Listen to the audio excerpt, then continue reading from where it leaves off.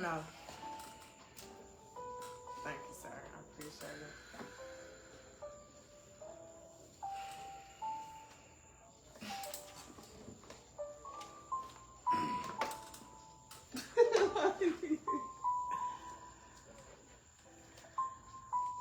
All right. Hey, guys. We back once again, coming to you live straight out of South Florida. So, did y'all miss me? Been gone for a while. But anyways, so compelled to get on here just to give an update on, you know, what's going on with the optimal health is wealth in our lives. Journey.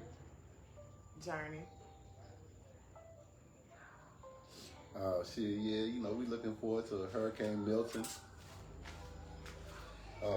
Just on a serious note, man, just want to pray for all the people, man, who seriously were affected by what happened with the last hurricane, and then now we bracing for another one. So, honestly, I don't really feel no apprehension about it. Like, honestly, I really trust that the Most High is gonna do what He's gonna do, and I pray that everybody that's gonna be affected by this hurricane and the last one, just come to know God on a deeper level through our Lord and Savior Jesus Christ. Just keeping it real. I ain't trying to persuade anybody to do anything. I'm just saying what it's been doing for me in my life recently. I know I've always gave the impression that Christianity and all that was not something that I took seriously though. And religion, I didn't never take religion seriously, so. And luckily I didn't, because it probably would have been harder for me to get a relationship with God had I been religious. But I was everywhere but religious. I did everything. And just my mom was always right, and she changed her life around when I was 12 years old. And she was like, Jesus Christ in the Bible is like the way how you cut through all the other knowledge and information that's out here that counters it, it's contrary to it. Here's the thing. The creator of the universe is so wise that he knew the only weapon we really would have against how we live in this world would be to have a reference, a point of reference. And the Bible is a story about the point of reference, which was Jesus Christ. So I know it's not like a lesson about religion. No, it's talking about Hurricane Milton. Hurricane Milton. Hurricane Milton's probably about this big, and Hurricane Helena's probably about that big. In maybe in reality about how life has been going. Just the obstacles that we face on a daily basis makes those hurricanes on, it's like a second thought. Hurricane Milton or the hurricane warning should be our first thought. And that's not my first thought. So I should have just said that instead of just going on and on and on. No, Hurricane Milton is number 3 on my priority thing right now. What you think? I mean, yeah, we have been facing a lot. Just on the daily activities of living, it's been a lot. I don't know why this thing is leaning like this. It's getting on my nerves.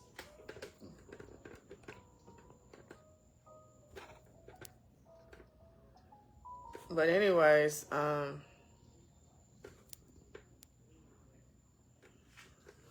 think I know this. I don't know. But go ahead, babe. I ain't talking about nothing right this moment. I was just talking about how something that's impending, an impending danger is not even my concern. It really ain't. I'm not even really worried about the natural disaster of Hurricane Milton. Yeah, I'm not even worried about that. I'm more worried about me.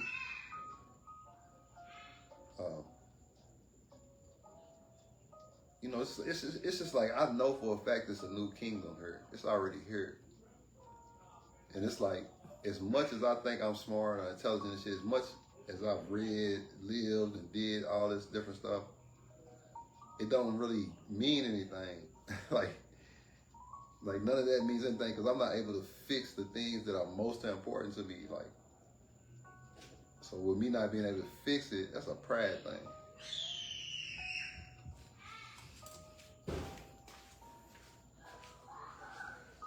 So yeah, dealing with pride and shit, issues.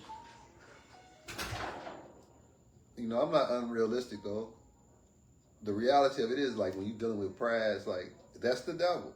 You know, you can have healthy pride. You know, there's a certain amount of healthy pride you're supposed to have. Like there's a certain amount of like healthy fear you're supposed to have. You know what I'm saying? But when your pride gets in the way of God's will, that's about the best way I could say it. And it's not a thing where you could just say you could pick and choose how you read the Bible. Like I used to read, I ain't gonna lie, I used to read the Bible and be thinking about other people. You know what I'm saying? I see him, that's her, that's them. I used to use the Bible as a weapon. Like, and it is a weapon. But it's not a weapon for you to break other people down. It's a weapon for you to break yourself down.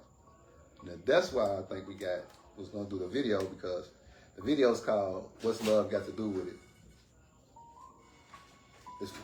What I just said was, I just said like that, like my pride and stuff, like the Bible, like I used to use the Bible to talk about like breaking down other people's shit, but the pride, like the Bible is really supposed to use to break yourself down, to take a look at yourself. Because like if it says you could judge righteously, that's only after you have went through your own, you know what I'm saying? That's only after you have went through your own, because you're really not going to have a relationship with God if you haven't, I guess the word would be purged you from you. You know, like you're dealing with lust, envy, jealousy, wrath. It's 7 deadly spirits, and they all kind of intertwine with one another, but ain't no way of getting around them if your behavior reflects those things. Envy, if your behavior reflects these things. And what, you know, me and Samira just read this, so we looked it up, but it said, what is this thing called love? And it's 1 Corinthians 13, 1 through 13. And it says, if I speak with the tongues of men and of angels, that's deep right there, but do not have love, I have become a noisy gong or a clanging cymbal. And if I have the gift of prophecy and know all mysteries and all knowledge, and if I have all faith so as to remove mountains, but do not have love, I am nothing. And if I give all my possessions to feed the poor, and if I deliver my body to be burned, but do not have love, it profits me nothing. See, what God's telling me is he don't care about that sacrifice. You know, because people sacrifice for motives. He said he just wants the obedience. And that's probably the most obedient thing you can do is love. And here's why. Because it says love is patient, love is kind, it is not jealous, love does not brag, it is not arrogant, does not act unbecoming, does not seek its own, is not provoked, does not take into account a wrong suffered,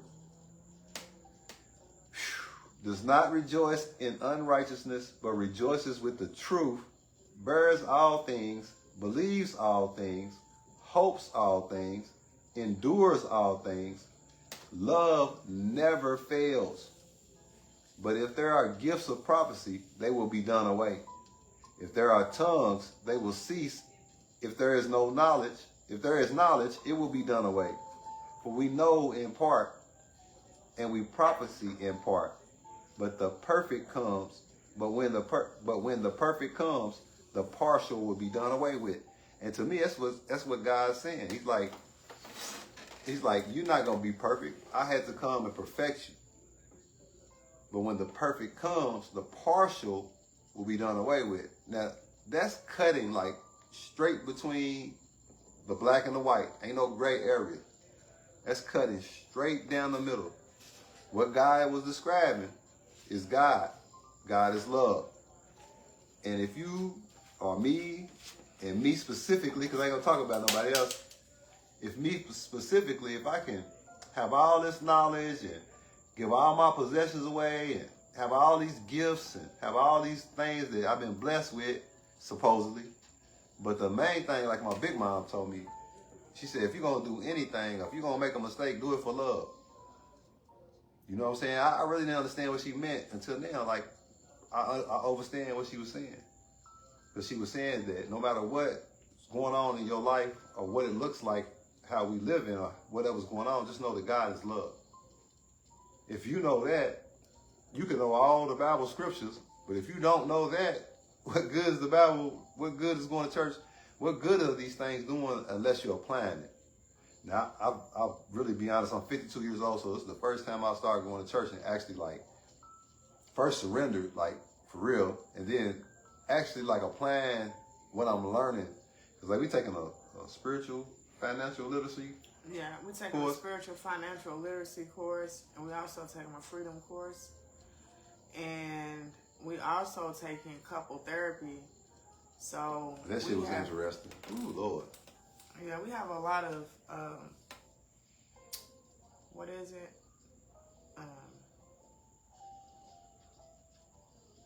New knowledge that we are partaking in together as a unit, and it's not comfortable all the time, but you know, I was told several times that a lot of times when you are embarking on change, it takes being out of your comfort zone in order to do it. 4 years into marriage, I would say that it is kind of overdue. I would advise any married couple to get counseling, especially initially, because a wise person once said that when two people come together, it's not just those two individual people coming together in unity, it's two histories coming together. And my husband and I, we both have very interesting family history. And with that being said, you know, in the midst of breaking generational curses, we don't know everything. And being that God is love, you know, community services is important. You know, church, you know, being around like-minded people, fellowshipping, the programs that this particular church have as far as educating and, you know, opening up our minds to be able to receive how God feels about finances, how God feels about freedom, and being able to taking delight in it. You know, I always tell my husband, God knows my heart, you know, and it doesn't excuse some of the ungodly things that, you know, that can hide in your heart or your stomach, because it says that God thoroughly checks the innermost part of the belly, which is interesting because I always relate the stomach to food. But, you know, can't fake it with God. Can't fake the love. You can't fake the uncomfortableness of receiving the gift of the Holy Spirit, the truth. So it's definitely a journey every single day. Going to school,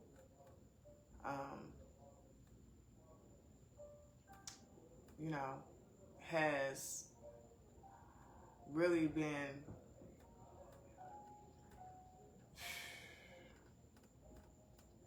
it's a lot of emotions going back to school as a non-traditional student, a wife, a mother. It's totally different than when I initially attempted to go to college. It's having a family while you're in school it's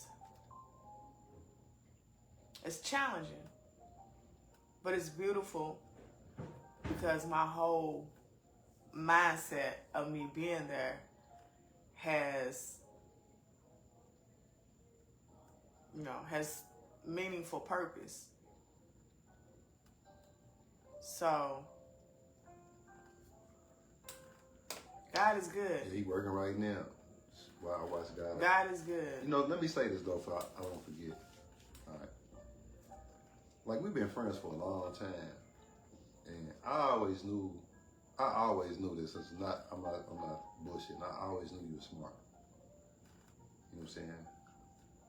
I kind of figured that, you know, you was just from the hood, so you just, like me, you can talk, hood talk, you know what I'm saying? But I always knew you was intelligent, though. It's like, but here's the thing. Being intelligent and then sounding intelligent is two different things, you see what I'm saying? Like, some people know how to use words, but they don't really have the integrity or the character for God's intelligence. Can I see what I'm saying? And it's like, man, over the last 4 years, like, since you've been going to school, and like, when you write your papers and you what's the name, boy, it's immaculate. But what makes it really special is that it was forged from something that had a purpose. You know what I'm saying? That makes sense? So you can have people that talk good, but they don't have no substance. You know what I'm saying? Yours is substance, and then you know how to tactfully speak in whatever setting that you put in it. You know what I'm saying? But you have come a long way as far as like writing your papers and like your communications class has been like, you know, no, I ain't saying it just because it's an education thing. I'm saying it's like a spiritual thing. It's like when you was trying to figure out what you was gonna do, and then you talked to Miss Muhammad. God bless you, Miss Muhammad. And Mr. Muhammad said, you need to do communications. And I'm thinking, communications, man, we trying to do journalism. We trying to do this part. And she's like, nah, because she knew something. And she knew something about you. And she knew what they would do for you. So for us to be this close, and I'm saying us, shit, for real, for us to be this close, for my wife to get her bachelor's degree, that's amazing. Like, and having 2 children, blending the families together, like she said, we both brought 2 different suitcases to the party, and you know, it's like, it's deep. And then to have like all the resistance, and nobody's like, okay, the reason why I read that, and the reason why God had me read that, because I looked up, I said, what's the definition of love? And then God's like, no, Timothy, don't try to run away. you know where it's at. I try to say it's in the book of Timothy, you know what I'm saying? He said, no, Timothy, you know it's 1 Corinthians. Quit playing, because that's the definition of love, like, for real. And then he said, oh, no, I ain't going to let you get away, because that's usually what everybody reads. They start off, love is. But you didn't read the first 2 what's the verses ahead of that. Mr. Wise Man, Mr. You think you smart, or Mr. Selfish, like, I don't give a fuck. Excuse my language. That's pretty much what it has to be if you're not doing that. That's just what it is, you know what I'm saying? So I'm only gonna talk about myself. Now here's the thing, I have to forgive. That's hard for me to do. It's hard for me to forgive and forget. It's hard for me to do both of them, but here's the most worst part about it. Why it's hard for me to forgive, but I want to be forgiven. You know what I'm saying? You know, I'm just keeping it real. Like, I got some children that ain't talking to me right now. I want to be forgiven. You know what I'm saying? Why can't I forgive my mom? See, my mom ain't fucking with me, and then my children ain't fucking with me. That's what I don't like about it. I can see if my mom don't, if I didn't fuck with my mom, my children didn't fuck with me, I can understand that. But I really actually love my mom. That's like the honoring part, I guess. But I don't like her. That's not hard to say. People are like, why you disrespect your mom like say you don't like her? No, I don't like her because you didn't take care of your business. And I still did what I was supposed to do, even though you didn't do what you were supposed to do. I got my help. I got my therapy. I did what I was supposed to do. I did everything I was supposed to do. But my children ain't talking to me.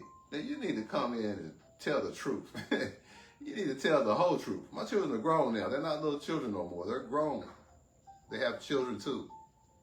And if you told the truth, maybe it wouldn't make me look like the fall guy here. But what God's done for me is like, he said, okay, just forgive your mom. That means you can love her. You know what I'm saying? But I'm your mother. See, if you want a mother for real, like a real one, then I have to be your mother, Timothy. Now you can either hold on to resentment and bitterness and what we listened to earlier? Was that man I was talking about? Somebody was talking about resentment and bitterness. Hold on to that. All right, well, Barbara Mays, I forgive you. I still don't like you, but I forgive you because I don't know what you went through, but that's not why I'm forgiving you. I'm forgiving you for me because I don't have to hold your bags. You're like right now, you're making me hold your bags. I took all my children's bags from them. They mad at me for that. But I couldn't see, I got a lot of children too, Barbara. I couldn't see them holding my bag. You got one child live with you. I don't know how y'all getting down. That's weird to me. You can keep one of your children, but not the other. But the one that you didn't keep, you making me hold your bag. And I don't have to hold your bag. So I forgive you, I love you, but I don't like you. Because I have a lot of children I held their bag for them. So whatever it is that you gotta live with and die with, that's not fair to make me look like I'm the bad black sheep son. That's not fair. And for you not to talk to me no more because you held out on telling me who my dad was, because you held out on how things went down, no, that makes you look guilty. Because I showed up early, like at 19 or whatever old I was, and often, for years. So, you talking about I did you wrong, anything like that? No, you did me wrong long before wrong was even in it, the picture. Because you abandoned me once, and trust me, for a male, abandonment's a hard thing to eat. But you didn't just do it once, you did it twice. All for your baggage. It ain't mine, can't be. You know what I'm saying? Because I got a suitcase when I left from y'all, I went and turned myself in, I used the suitcase. So that's symbology that I'm carrying your bag. So I don't have to do that no more. You know, as far as I'm concerned, I'm gonna keep it real. Like, for all the things that I've been through, I could have had got disability for mental health, for, PTSD, anxiety, and all the stuff I went through. I'm gonna keep it real. You sit there and said, and I only told you a small little piece about what happens when you get molested, and you had the nerve to say to me that if you would have had me, things would have been different. No, my daddy would still been my daddy, and you still would have been you. It probably would have been worse.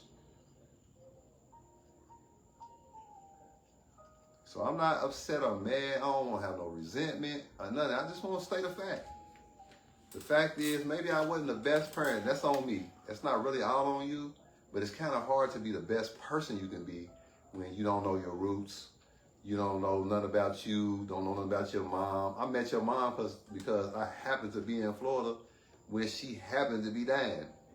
Think about that. I don't know your dad at all. I ain't never seen a picture of him. I think, if you ask me, I think that, I was talking with you about this the other day. I don't even know my granddaddy. Now, I know my other granddaddy, and he probably killed my grandma. That's on my black side of my. But for you to have known me since I was 18, I'm 52 years old, and for you to never have told me what your mama's name was, and I only met her because I happened to be in the right place at the right time, or your dad's name, that strikes me funny. And Tanya knows the whole history of, she got the whole, what's it called, 21andMe. She got the whole Scottish, we Scottish and British. I said, Tanya, we ain't no damn Scottish and British. If anything, we Irish. Shit. Well, anyway, I am. Shit, I don't know about y'all, but I'm probably average. You know what I'm saying? But on some real nigga shit, though, think about that, Barbara. Let's put that in its proper context. If I ever was your son, ever, and over the age of 18 all the way to when you stop talking to me, you don't think not once in one of those conversations, one of those interactions, you'd have told me about your mama and your daddy? But I let my children know who you was, and you neglected to send a birthday card or anything. But Brandy can go to Juilliard. You know what I'm saying? I'm just saying, listen, whatever it was, you know what I'm saying, that made Joe Oliver and Tanya come looking for me, because that's how they came. You didn't come. Joe creeped out the bushes when I was 12, and Tanya went to the same high school I went to. I don't know how that happened. Sit behind me for a whole 3 months, never said a word. And after 3 months, then finally, after I defended her in gym class, she finally tells me who she is. So I'm saying, y'all, you don't see that to be a little strange? Like, you don't see that resent-worthy? Like having a resentment? I don't want to keep it, but I'm saying you don't see that as resentful? And then you leave me talking about you should have kept me. You know where you left me? You left me with the mob. And you left me in an all-black neighborhood looking the way I did. You know what I'm saying? And with the husband of the man of a family, you left a whole, and all of them way older than me. You didn't leave me in a very good position. So that's what you thought of me. I'm going to keep it real. If you ever really love, see, love, the definition of love is in here. Love's not arrogant. It don't go for self. That was selfish. That was about as selfish as you could get.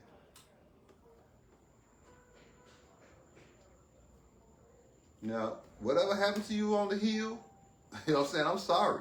But I ain't have nothing to do with that. And when you fell off, you probably should have made better decisions, because you had a chance to go to school. You had a chance to do something different. Maybe not getting no therapy didn't help you, because you still don't know who you are. Because now you're a Jew, and you're not a Jew. You're my mama. I try to go to the Jews. I try to fuck with the Jews. They're like, well, you ain't. So how in the hell you a Jew? You see what I'm saying? Like, I got more olive from my daddy. I got more olive in me than you do in you. But you converted to a Jew. Like, you still don't know who you are. But to this day, I'm still want to tell you that I love you. When I get around you, I try to hug on you or something. And you just like, you freeze all up. Yeah, if I wanted to do something to you, you'd have been done a long time ago. You don't got that much power over me. I love me. You see what I'm saying? I love me, and I ain't never touched none of my children. I broke generational curses. Trust and believe that. I don't care what I went through. I ain't never touched none of my children. Because I wouldn't have my daughter be as old as she is, making a choice to choose her mama over her brother. Ain't no mama gonna make her children choose between her and them. Ain't no mama gonna do that. So while I'm over here being resentful and mad, hell, what kind of hell y'all going through? Because if the worst y'all can say about me is I threatened to burn your crib down, that's only because y'all tried to sabotage where I was living. You didn't have no plan B for me. What, you want to see how it was going to turn out? Well, that's entertainment, and I'm not entertained by that. So when I came to visit y'all, I was being serious. I was showing y'all love. Cleaning your crib, helping y'all lose weight, helping you learn how to eat, serving at the church. None of that was fake. All of that was very genuine. You know what I'm saying? So for that to be followed up by, I don't think you should let him stay with you and don't have no plan for me. When y'all got plan B money. You see what I'm saying? Now, not that you had to take care of me or nothing, but if you never took care of me, that was probably the time you should have. So yeah, I have a right to be resentful, but that's the devil winning. And that's what he wants. He don't want me to forgive you. He want me to hold on to that shit so my children don't talk to me. No, no, no. If they never talk to me, I gave them more love than you ever showed me. So what I want to do for you is just tell you that I love you again, and I mean it. Even though I'm telling you the truth about how I feel, for real, I love you. And that shows my character. If you was to fall on the floor and need a kidney, and nobody else is matched up, because I definitely would make the ones that benefited off you, give you, I definitely would be the ones you gave all your all to. I definitely would make them donate their kidney first. But if nobody else is matched up, I give you one of my kidneys. And you ain't changed the cycle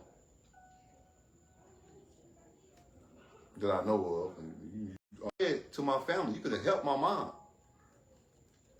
You see what I'm saying? But what I'm saying to you is, I'm gonna keep it real.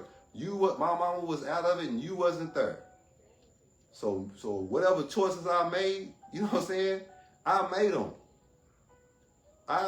My mama didn't make me do nothing. My mama discouraged me doing anything criminal the whole time.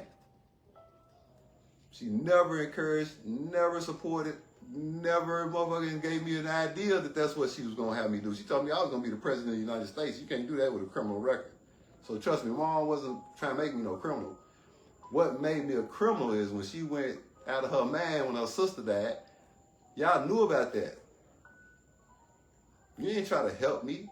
I had to get it. I had to make sure me and my little brother had what we needed to start a whole new life somewhere else. You know what I'm saying? Like, I'm going to keep it real. Because people was looking at me like, I'm like, I need school clothes. They was looking at me like, my daddy was looking at me like I was crazy. And I couldn't talk to my mama. But you could have sent some bread, though. Y'all know everything else. She got spies all over her doing everything else. You know shit wasn't good our way, specifically for me. But you know what I did?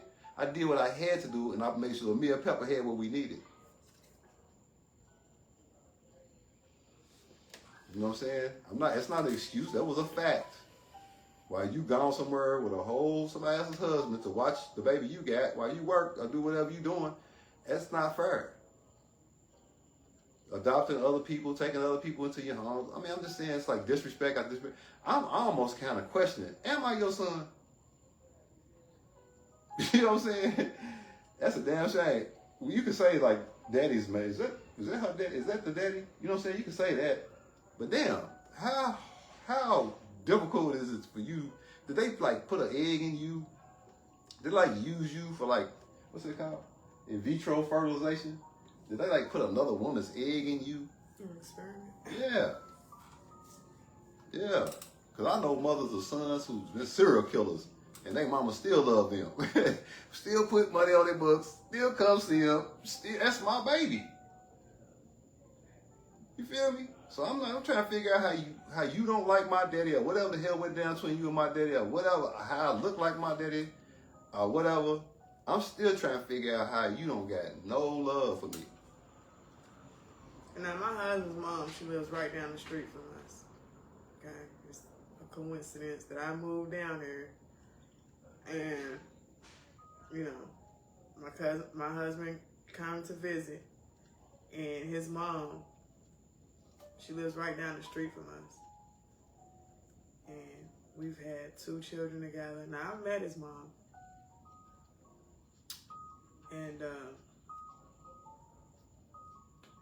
I really don't have, outside of, you know, me being supportive of my husband and how he feels and his experience, I really don't have anything to say about her. I'm just thankful. I'm grateful that she had him. And I'm grateful that I got the love that I have today, you know what I'm saying, in my heart. And a huge part of it is how God touched me through my wife. You see what I'm saying? I'm grateful that my husband's able to talk about his experience, because regardless of, you know, when we put our business out there, you know, people tend to judge or whatever. But I'm just proud of my husband for being able to translate how he feels, the freedom to be able to talk about how you feel. See, because the thing about it is, when you hold secrets and you don't disclose the full truth, then how can you try to say how somebody processes or deals with it? Yeah, you can't. My husband's writing a book, That shit is extremely difficult. And I'm proud of him for getting his emotions out. That's important.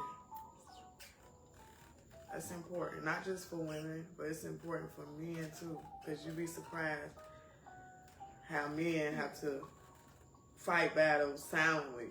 So I'm proud of you. Maybe it'll encourage somebody else to. But and then here's the big picture. Like, this is how I look at it. Like, this is how, I'm not blaming my mom. I'm just saying, just when you don't get therapy or you don't have a healthy like support system. And when you're not told the truth, yeah, it's critical. Yeah, you know, like I'm gonna keep it real. It's like, fuck. All right, let me see where was I going with this? All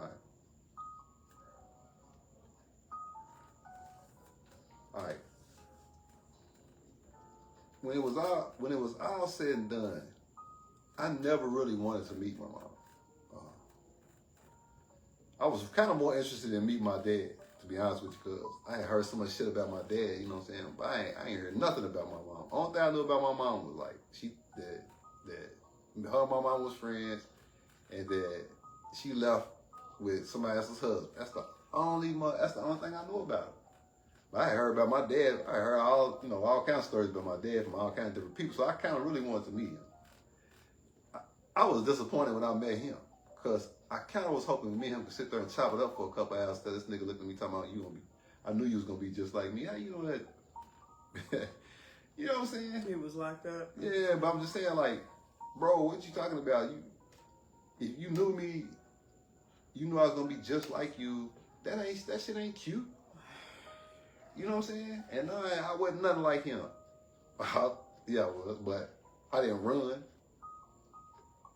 So I didn't take too kindly for a motherfucking runner to tell me I was gonna be like him, especially when I come to visit you. You know what I'm saying? Anyway, all right. But that was a little disappointing, but that was nowhere near as disappointing as when I first met you, Barbara. First off, I thought it was odd that after all the shit me and Tanya done did since I met her in high school, all the conversations, all the times we done got together, all this different shit, that not once, like Tanya kept offering, but I was like, nah, I ain't doing this one. But it's awfully funny that the time that I was pushed the hardest was at my sister's graduation. You know what I'm saying? That's some weird. I look back and I think about that. Like, okay, my sister's graduated from Spelman, like the top-notch female black school. Oprah Winfrey's giving the commencement speech. I arrived in Atlanta and no Barbara. Like a day before her graduation, maybe 2 days before her graduation, but no Barbara though. You know what I'm saying?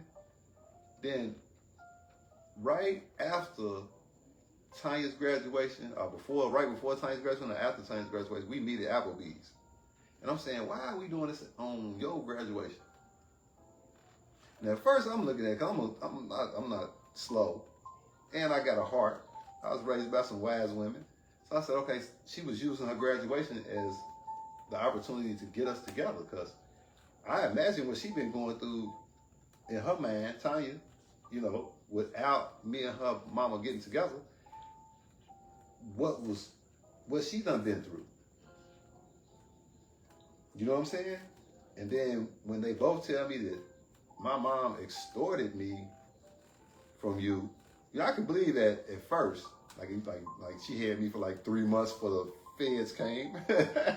You know what I'm saying? For the police come, like she had me for 3 months, But there's no way if in my heart, like if I had a child and I knew that child was in danger, or I had left this child, not that my mom didn't love me, but that wasn't the best place to leave me. We just gonna keep 100.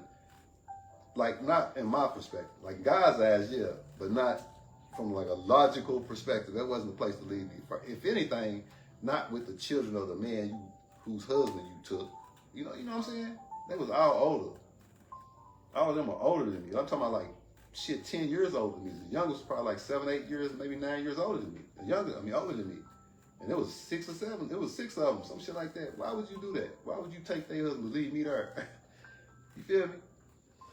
Now, I figured the only reason why you did that shit is because you didn't want to have nothing to do with me, but not just that. You left me with the mob. So, yeah, he's straight. They ain't going to do nothing to him. You know what I'm saying? Just wicked. But damn, that's some hell of a fire plotting.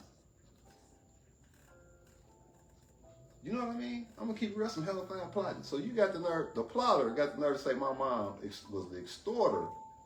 But if she extorted me from you, wouldn't you have came? Like if my child got extorted from me, wouldn't I come back with the law?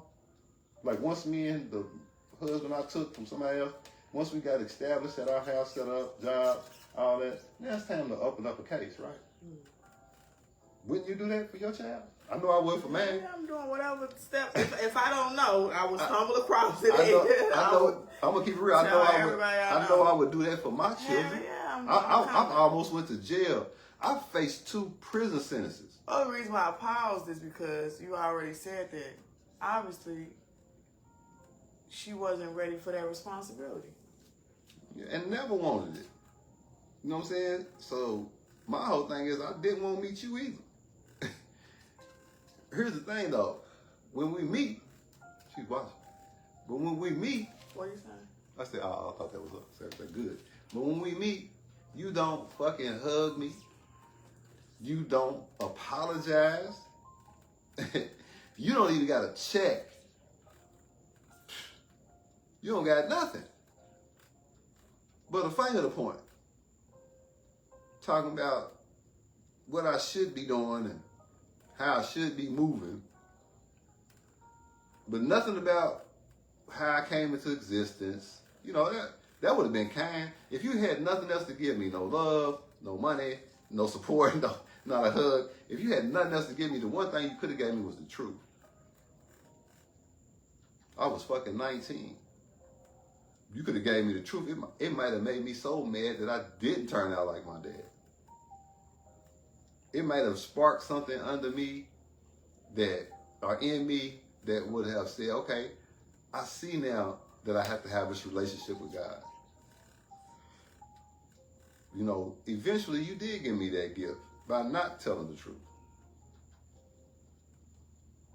But I just kind of don't like the fact you point the finger at me when you got 3 pointing back at you. And then a Jew God, forgive me, Lord, and then a Jew God looking down on you. And you from Beattyville. God, is it a synagogue in Beattyville? You feel me? I don't think so. So what we're not going to do is I'm not going to be the victim. And I don't want any of my behavior justified. I just know that even after all the therapy, because see, I'm a therapist myself, and I've already went through therapy, and I've already went through a recovery program, and I've already did all this, and I've been baptized 7 times. I've joined 22 churches. Man, I have tried to get right my whole life. But if you don't know your roots, then you're robbing the tree of its ability to produce fruit. And you don't have that right. I don't have that right. For my children and grandchildren, I don't have that right. And we're in the last seconds. So God's taking those rights away. So the best thing for me to do to make sure that I'm okay with God is to forgive you. Let you know I love you. And if you need a kidney, I got one. But I ain't playing no games with you. Like, I'm not going to play with you. And I'm glad you don't play with me. But what you ain't going to do is make me carry your bag. So that's what love has to do with it. Love has everything to do with it. Because if you had any love, you go and tell the truth and see how you can assist your son in any way he may need it. It don't even matter. It could be a hug, an apology, and most definitely you getting some, what's it called? Get right with God.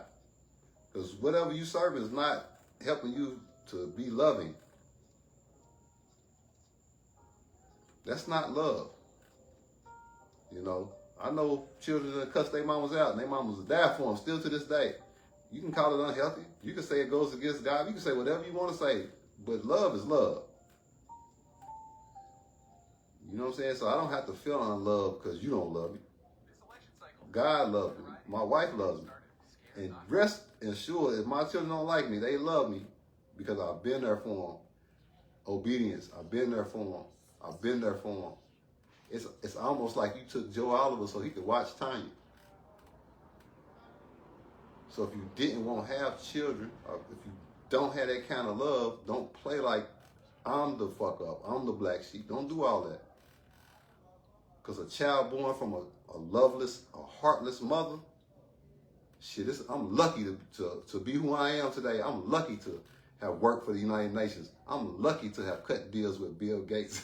I'm lucky to have played professional baseball. I'm lucky to have done all the things I've done that would make anybody's mother proud. Anybody's mother proud. Take care of all my children all over the country, split up into how many different ways. Even if it wasn't the right thing, the nigga paid and put work in. Anybody's mama would be proud of that. I'm not looking for you to be proud of me. I need to be proud of me. And it would start with you telling the truth and cutting them dead-ass roots up out the ground. Because I started a new tree. You know what I'm saying? That's sad. But I had to start a new tree. So if anybody want to know how the solution for me came about, it was giving my life to Christ, man. I had to. I had to be for real and give my life to Jesus Christ. Let me say it the right way. To Jesus Christ. And my mom showed me before she passed that it was the right thing to do.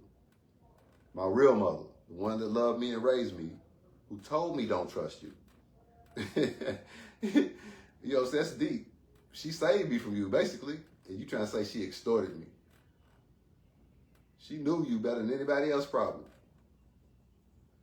So that's the other thing I knew about you. Not to trust you. But I ain't never steal nothing from you. I ain't never try to set you up, rob you, embezzle you, make you feel bad. I ain't never try to motherfucking swindle you, manipulate you, or none of that, ever. So I did honor you. Sure did.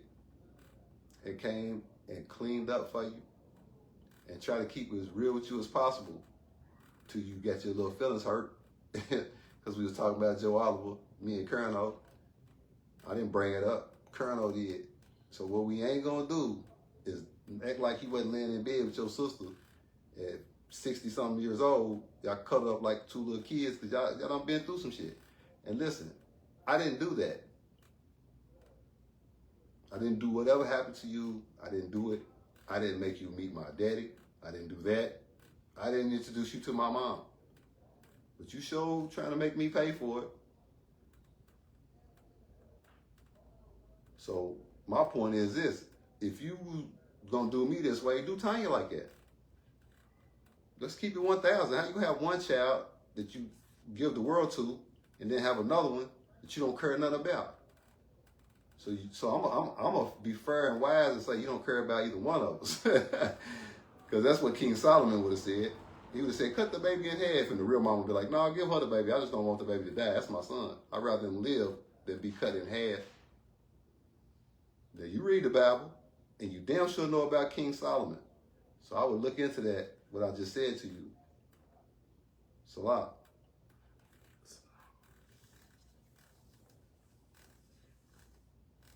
My wife wanted to talk about school and how we got filed as Title IX. Let you talk about it, man, if you don't mind. I would really appreciate it because I'm just like...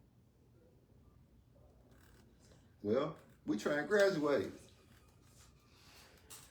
Y'all know I go to FAU.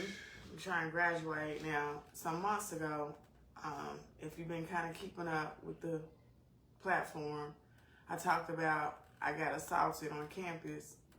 And I had to go into a facility for postpartum depression due to one of the factors of being assaulted on campus. But not only that, I was robbed out of a grade for a final exam. You know, it's just been a little shady stuff, and I'm being kind by saying a little shady. You know what I'm saying? Well, to make it out, because I do like the school. Yeah. I do like the students there. I do like the professors. I don't have any ill feelings towards anybody. But the administration, y'all should be ashamed of yourself. Like, we'll keep it real. Y'all should be ashamed of yourself. First of all, y'all gonna tell my wife 2 months after she got assaulted who assaulted her, and it ain't no video evidence. But she gave you a license plate number the day it happened when she reported it. Yeah, I filed a police Yeah, report. motherfucker's 80-something years old alumni of the school. He's a dentist. His wife was there and Amira was there, but West Palm Beach County felt it was sufficient not to further investigate based on he'd never been in trouble. Now, they put out a warrant out for his arrest. But he'd never been in trouble, so that's why they didn't fucking pursue the charge. Okay, so now Title IX is going to take a investigative look into not just that, but what happened prior to that, which was they discriminated based on her disability. Yeah, my wife goes to school and admits that she has PTSD and anxiety. They give her a special testing, and then she goes to take a test, and all hell breaks loose. And instead of them correcting it, anybody giving me a grade grievance, let her take it over. She winds up in the dean of students office with these women who are looking at her like the angry black woman instead of the woman who has PTSD and anxiety and it's been done wrong. And then the professor had the nerve to tell her she just mad because she didn't get the grade she wanted. I'm pregnant too, bitch. Get over it. Excuse my language, but that's how I took it. Get over it. That's not how you handle all that. So for somebody who has, who's admitted and acknowledged that it's not easy to deal with situations like everybody else, the Dean of Students Affairs Office should have been aware of that. Instead of labeling my wife the angry black woman. First of all, they have no idea what it took for me to even turn that paper in to SAS and to even have that documented and filed. They have no idea what it took for me to do that. So for them to use that to paint you as the angry black woman, man. You know what I'm saying? Yeah. And then okay, so the crazy angry black woman. So then when she goes back the following semester, she follows up on it, and she gets disrespected more. But then not long after that, she gets assaulted with a mirror right on campus. So finally, that was the straw that broke the camel's back. So she winds up having to go do 14 days, you know what I'm saying, getting some recuperation. Now, after all that said and done, my wife went back to school this semester. They talking about you don't got no more financial aid. You don't have no more loans. You can't get no more loans. So they pretty much use my medical withdrawal to sabotage her. They use her medical withdrawal to sabotage. Okay, so Title IX, take a look at this. Yeah, good luck, FAU. Yeah, for real. Administration, Title IX, take a look at this. And once Title IX pushes this through, it's going to be nothing to get a civil rights attorney to pursue the issue. And I'm going to say like this, man. I accept light and love into my life. All the old white man had to do was apologize. All they had to do was identify his ass, and he could apologize. I had a bad day, man, and then keep it moving. Then they could see each other again. And my wife's PTSD and anxiety didn't have to be. And all they had to do was give me a grade grievance. A grade grievance, so I do a grade over. But guess what? That was too much for you in the administration. It's too much for y'all to say that the old white man was wrong. It's too much for y'all to say that my wife had a right to be angry. She had a right to be angry. It's too much for y'all to say that she had a medical withdrawal due to y'all negligence as well. It's too much to say y'all didn't have video footage in a parking lot where y'all have her park at. And she's an SAS student. She has SAS parking. How the hell y'all don't have video over her? It's too much for her to go to school, get A's, and, for y'all to paint her as the angry black woman. My wife's a representative on student government. So it's too much for y'all to say she came over to try to sue the school for something instead of get her education. And instead of accommodating her education, y'all try to sabotage it by saying you ain't got no more funds and you owe money. That's some corrupt. She's got a 3.5 or 6 or 7 or maybe even a 3.8 grade point average, but they didn't have an answer. And for my wife as a senior. FAU prides itself on diversity. So you mean to tell me there's not too many African American non-traditional women there? I'm just, I love my school, go Owls, but there's not too many of us there. And you mean to tell me that you guys, FAU, don't have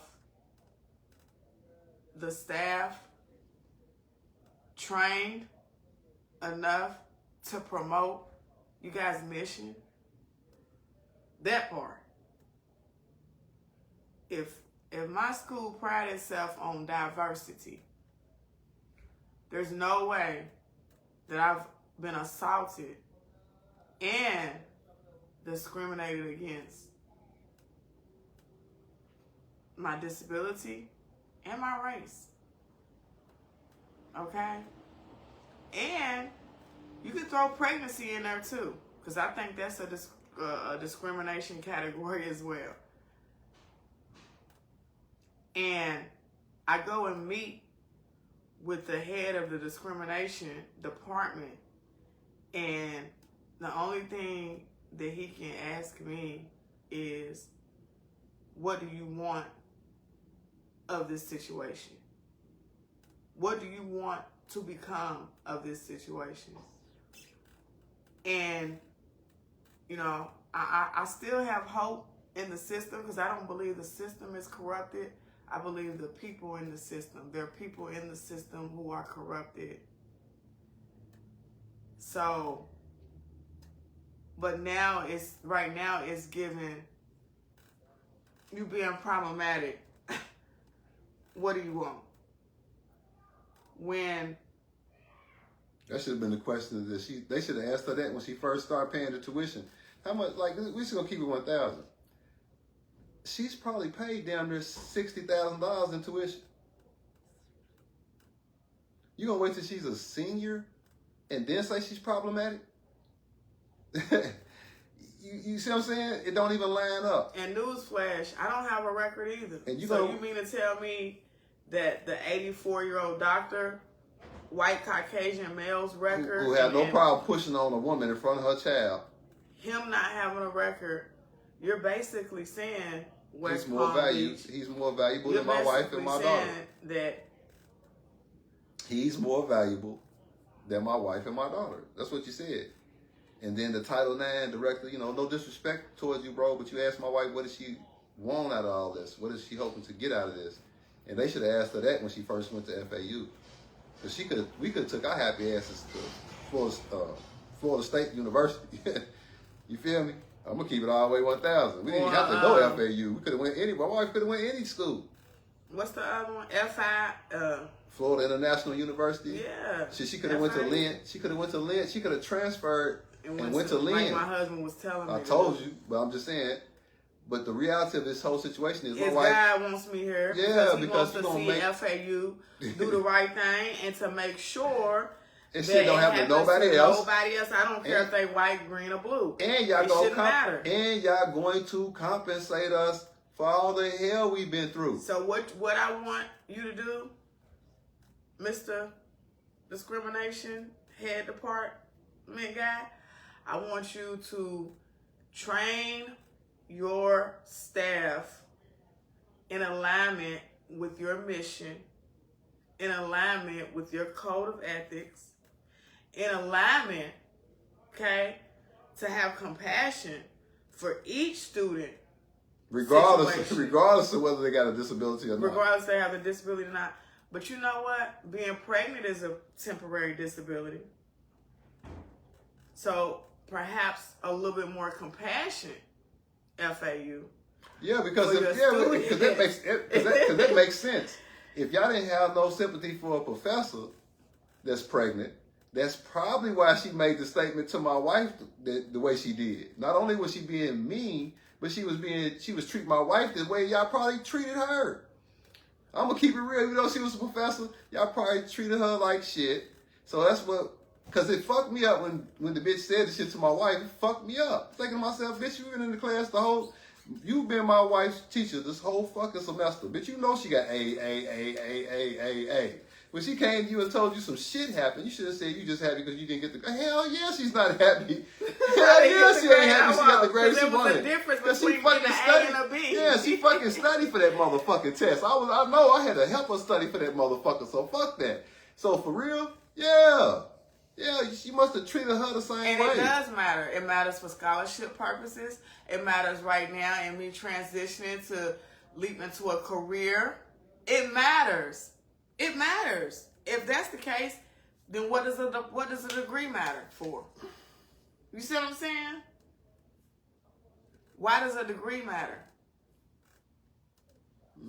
You know, the reality of the situation is they didn't handle the situation appropriately. What I would have done, now I ain't saying I always handle my shit right, but in hindsight, looking back at it, they should have, when you first went in there and made that complaint to the Dean's Student Affairs office, they shouldn't have sent you back to the director.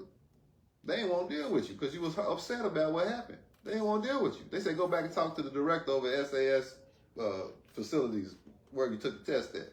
They should have followed up. Matter of fact, they shouldn't have sent you nowhere. They should have picked the fucking phone up, called, talked to the director, found out, went through the video like they admitted later, found out there was a disturbance, contact the teacher, and send you another test. And my thing is what I want the same thing you would want for your daughter. That's what I want. Yeah, absolutely. The same thing. Yeah, because the minute we start talking about compensation, then there you go trying to paint them up. I'm not ashamed to say it. See, my wife might not. My wife, look, I would say that too, that I don't want shit to happen to the next person. You know what I'm saying? And that's the truth. That's the truth. But more importantly, motherfucker, y'all did that shit to me. You feel me? And other people y'all did that shit too. They probably didn't want to say nothing. Just said, fuck it, let me get my degree and get out of here. You know what I'm saying? But no, I'm not going to FAU. I had to fucking deal with my wife going to FAU and the fucking shit y'all did to her. You know what I'm saying? I had to deal with that shit. So fuck y'all. You feel me? You lucky I can't fucking come after you. Because I come after you for y'all fucking shut that school down. For real. Just be blessed that you're going to have to make it up to my wife. And if it is financial compensation, I don't want that to make her look bad either, like y'all trying to paint her as the angry black woman. Cause see, that's just gonna come out in trial. If y'all go to trial, we definitely gonna talk about the angry black woman narrative. Yeah, because guess what? Another woman said it. Oh, there's several cases. There's several cases. There's several cases. Yeah. There's several cases. Stories. So y'all can play like where you promote diversity on your advertisement. You know what I'm saying? And hopefully one day that's what y'all actually do. But right now, y'all seeding animosity towards Americans. Because I'm going to be all the way real. It's like every person we've had a problem with since he's going to FAU is either first generation or second generation from somewhere else. And what's crazy is Florida is the state I was born in. So she can't come to South Florida. We got to go back to North Florida. Because in South Florida, it's not America no more. And honestly, no disrespect, but the people we've had a problem with, one's Hispanic, one's Haitian, and the other one's a white woman, but she ain't no white woman. She's from like another country too. So it's like, come on now. The only real American whose mama and daddy and grandparents and all that, I'm sorry, my fault. Whose mama and granny and all them, definitely we know for a fact that the Johnson part and some of the Harris part, we know they from here. They paid taxes. They gave their life. They gave their blood. They gave their all. They are Americans. Fuck some citizenship. We talking about being Americans. Because we know you bastards done try to rob us of our citizenship through the Constitution. So nobody's fucking caring about that. I'm a citizen of the kingdom of God. But I'm a fucking American. Which means this land belongs to me. So y'all can play all the games you want. This land belongs to us. Y'all motherfuckers is visitors over here. I don't give a fuck if your grandmama came from Jamaica, Haiti, Mexico. I don't give a fuck. If they wasn't here when we was fucking doing all that work and shit or whatever was going on with us, if y'all wasn't here before that, then you came after we fought for you motherfuckers to be able to be here. Because we fought for our fucking position. Y'all rode the bus. Yeah. And I pay taxes.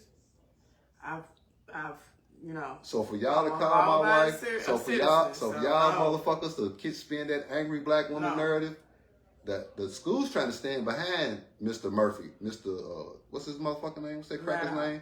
Mr. Michael Madoff. The school's standing behind, FAU stood behind you because they didn't give us no video and it took 2 months for them to identify your punk ass. They were stood behind you.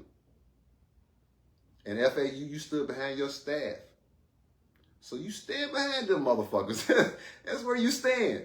Because we're going to be standing on the other side of versus. You see what I'm saying?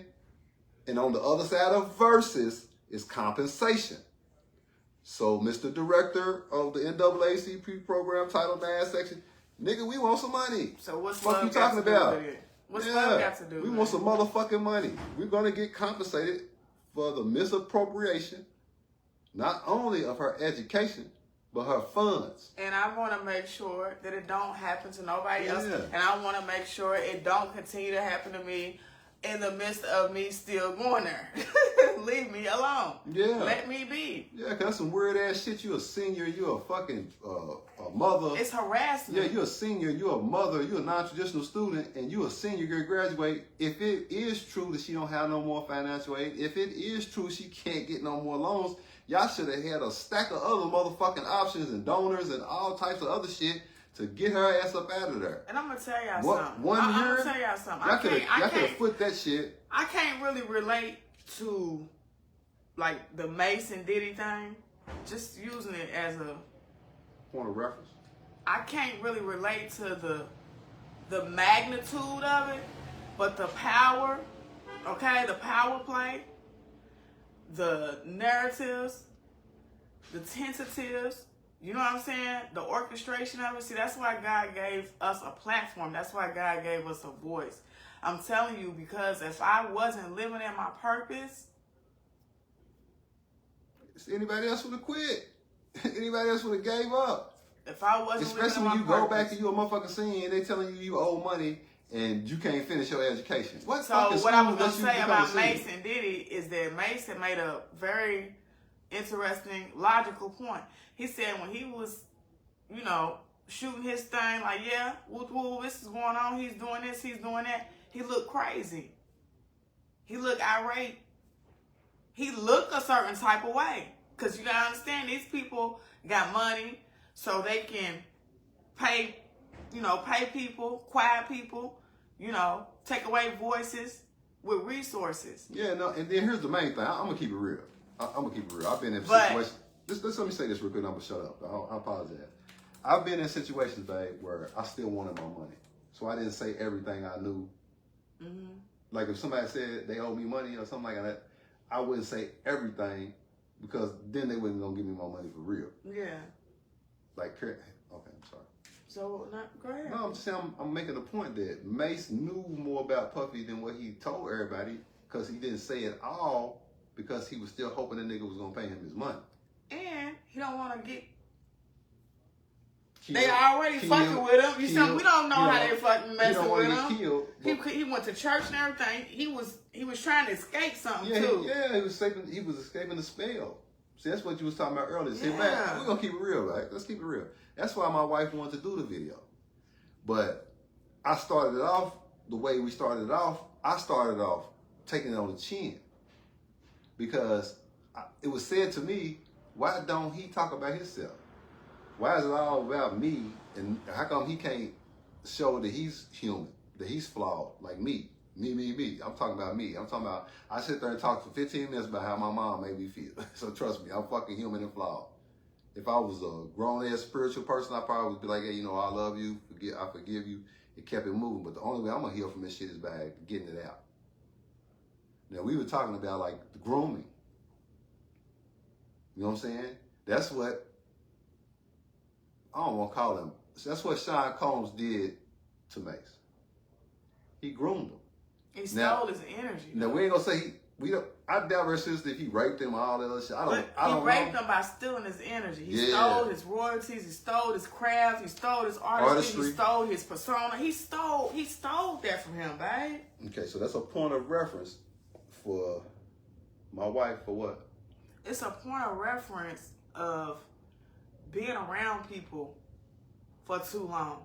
You know what I'm saying?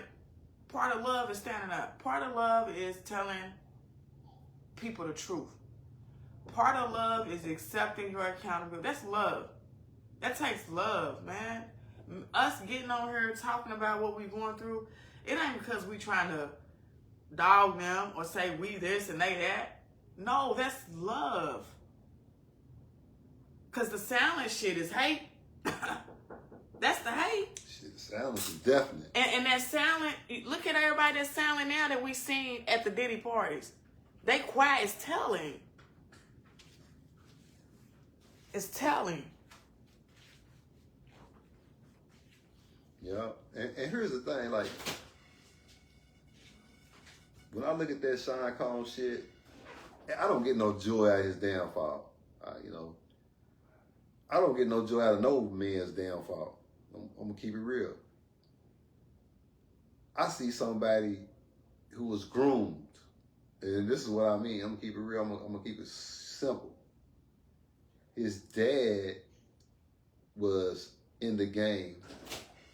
His dad was in the game, and we don't know what level his dad was in the game in. Because, see, now we starting to understand that the game wasn't just drug dealers and criminals. It was also politicians and pastors and all kind of shit. So, knowing that, his dad was in the game. And his dad was snitching, so they killed him. So his mom moved to Mount Vernon. Now, you ain't no Harlem nigga. Your dad's from Harlem, maybe. Your grandma, everybody's from Harlem. But you didn't grow up in Harlem. So let me help you out with something. If you did not grow up there, you might be connected. You might have family. You might went back to visit. But if majority of your time was spent somewhere else, you're not from there. You might know people there, but you don't know the people there because you didn't live there. He didn't live there. He didn't live in Harlem. So he goes to upstate New York, Mount Vernon. Now, if your dad's a rat, he's ratting on niggas, he get killed, you pretty much have to almost say his mama was in the witness protection program. This nigga ends up going to a private school. Now, if you a rat and you trying to tell niggas kill you, you think they gonna leave you with any bread? Now, she might have had some bread, but not to move upstate New York and send this nigga to no private school. That was like, okay, we got the dad out the way, the mom's on board, we get groom this little motherfucker, and then they try to make it look like that he was an intern for Andre Harrell, but he ended up with Andre Harrell. They try to make it like he was a dancer, backup dancer, intern for Andre Harrell. How does a motherfucker with no bread, let's just say he came back after he left Mount Vernon and moved back to New York, so let's say he did stay in Harlem. How he get to be Andre Harrell's apprentice and then take over not that record label, but develop his own record label and then get the prime spot with Clive Davis? Okay, so that's what I was saying. I'm saying there is no way that his dad got killed. If his dad was a rat, his dad got killed. If his dad was a rat, his dad got killed. If his mom went upstate New York and he goes to a private school, how's she pay for that shit? It costs a lot to live in New York, but upstate New York is like 3 times more expensive than New York. So there's no fucking way she went up there without no help. She had some assistance. So she was in the Fed. She was either in the witness protection program or something. Yeah. That's where they groomed it. But that's where the grooming started. She okay, this is what they did. It's like, yeah, we going to move you upstate and we're going to send your boy to a private school. And then by the time they got there, they's like, okay, well, we going to keep him. We got to work with him. And if that ain't cool, you take your ass on back to Harlem. Mm-hmm. They got him then. Feel me? Because it's the second part. How in the fuck does some nigga that wasn't even raised in Harlem, how does he become Andre Harrell's apprentice? And in less than 2 or 3 years after becoming his apprentice, he takes over his record label. Like not like the way that, but if Clive Davis was Andre Harrell's mentor, and then Puffy starts Bad Boy and knocks Andre Harrell and Uptown Records out of the motherfucking picture, that meant Andre Harrell was never really in the picture. It was always being painted for Sean Combs. Andre Harrell was just the vehicle to get him there. And this is why I say that. That motherfucker had a 30-year run. Oh, Lord. So yeah, I'm saying, look at that. So do they do that with all these children? Like, that's why I mentioned earlier in the video, it might sound crazy, that's why I mentioned earlier in the video, shit, Barbara, are you my motherfucking mama? I'm starting to question some shit. And on that note,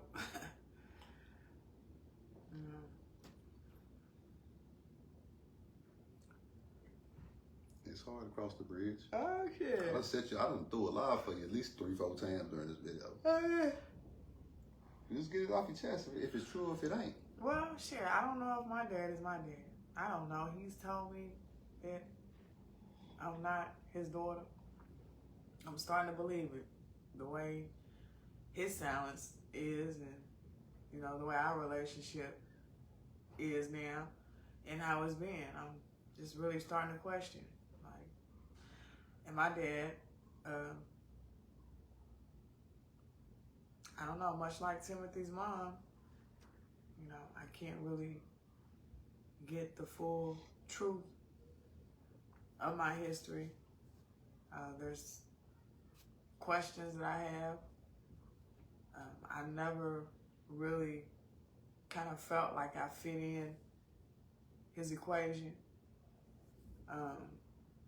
So I'm questioning that. Like, is that my dad? I don't know. I think I look like him, but I don't know. I know I've noticed that with all this weird shit that's happening in Hollywood, like a lot of us are laughing, we getting a good kiki, but I think that it's a mirror reflection. I think it's a little closer to home than what we think. I think that there's a lot of people that know things right in our immediate circles, or, you know, relatives that know things and have privy to information that we don't. You know, I think that the separation law, we're not that really separated as we think we are. You know, I mean, you know, people call me a conspiracy theorist. I work, you feel me? However, I do have questions. So if that makes me a conspiracy theorist, you know, I would restate that and say that I'm inquisitive and that I don't trust nobody's information but my own, even in college. So I challenge my professors. I've always, you know, liked to be challenged and challenged. So it is what it is. But do I think that, you know, a lot of things that's happening in Hollywood on the grand stage is closer to our reality than we think it is? Yeah, I do. I do. Do I think that it's people that's in power and position and gatekeepers who, you know, usher some in and make it their job to leave some out? Yeah, I do. I really do. I think it's realer than what we think it is. Yeah, and it ain't just leaving some out. There's a lot of people who have contributed to making these people famous and holding on to their fame. Do I think it's something bigger at play than just these sex parties that's going on? Yeah. Do I think it's some, you know, pedophilia? Do I think it's some children's sex trafficking? Vampirism. Do I think it's vampirism, because, like, I'm gonna keep it real. I'm gonna keep it real, bro, because I ain't scared of you. It's like, okay, we was talking earlier, and we was just talking, man. We was talking about her mom and the circumstances surrounding her mom's, you know, how you happen to do how your prison sentence ends. You get out of prison and conveniently she's not around to contest you for these 2 children who you don't treat like your children. So if you do people that way, and then when she came to see you, you said I only got 1 child, and that's Ashanti. When you do people like that, that's ritualistic. Some people say, well, some parents is just bad parents, and some, no, bro, that's ritualistic. You kept her close to you, sucking her energy off of. And Anshe was smart enough to get the hell away from you. I'm not saying my wife's not dumb at all. My wife's loyal and she loves you. But Anshe wasn't dumb. He got the fuck away from y'all. you made the statement that Ashanti's your only child. Well, let me help you with something here, because I don't know what the hell's going on, what kind of witchcraft y'all working. But why we get a, after we talking about her mom and how we know y'all had something to do with her death, how we know y'all is complicit in shit, the debauchery of the whole scenario, you know what I'm saying? We know this. We talking about it because we try not to talk about it as much. But I'll tell you something, man. God ain't good. As much as we've been going to church and we start talking about it again, we know it's a fact. Here's the weirdest part. My wife checks the mailbox today, and we get some mail from Ashanti Hall. Like, not mail from Ashanti Hall, but mail to Ashanti Hall. Ashanti's in New York or Lexington or wherever she's at. We in fucking South Florida. Yeah, but the thing about it, the mail came from Kentucky. The mail came from Lexington. Then we called the motherfucker. He sounded like a CIA operative. Somehow, yeah, I know Ashanti. I've heard her name, but I don't know her. You know what I'm saying? Just weird ass shit. And so y'all know. So we know we ain't bullshit. You know Here's the fucking mail right here. Can y'all see that name? What does that say? Okay, that's my sister's name. It's my address. This is the company. And if she ain't never lived in Florida, ain't got no houses down here, no shit, fuck, he got our address for. Then you can show his face. Who gives a shit? Show his face. Turn around. Show his face. That's his family. There he is. Now we call him. He's talking about he's just a realtor, and sometimes addresses and names get flipped up. But how in the hell does he even have her address? Period. Now see, I ain't no dumb nigga. And what God telling me by that is that. Now we get this in the mail. This is like right after we talking about my mom's death and how. And see, it's so funny how y'all snakish and sneaky and crafty and witchcraft. Because the same thing that Diddy's going through right now, which my dad said Diddy is one of the best businessmen ever. Okay, that's like his mentor. Shit. So, you know, and I'm not shading Diddy because part of me feel bad for Diddy. It's like, damn, they built this monster. They built him for the fall. And to tear our families down, to tear our people down. So, you know what I'm saying? I was like Cat Williams in it, Jaguar Wright in it, Nancy Grace in it. What's the other one? Candace Owens. Hey, I've been doing it too. I feel like I can roll with the best of them. Because back when, I was saying, okay, well, if we've been trying to investigate Tupac's death, if we've been trying to investigate Biggie Smalls' death, we're investigating all these deaths. You know what I mean? Let me take a look at my mama because for real, you know, the spirit has been unsettling. And see, that's another thing. Like when you do not know the truth and the truth is withheld from you and secrets are in the midst, it's like, damn. Mental disorders are real. Because at some point, you're left at the same place trying to put the pieces together to your story. So some may say, oh, you know, she's always trying to call her people's out, or she's always, you know. No, it's not that. It's not that. The secrets and the withholding of the vital information. See, that's why I see why God don't like liars. Because it changes the story. It changes the history. And I would never do that to my children. I would never leave out critical information that's a part of their story, their history, just to make myself look a certain way, or to gain status or to gain, you know, monetary gain.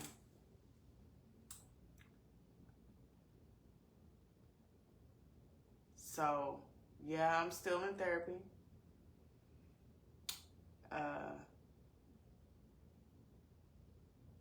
I'm still not in a good place with my family, meaning my dad and my sister, and, you know, I just can't rock with it.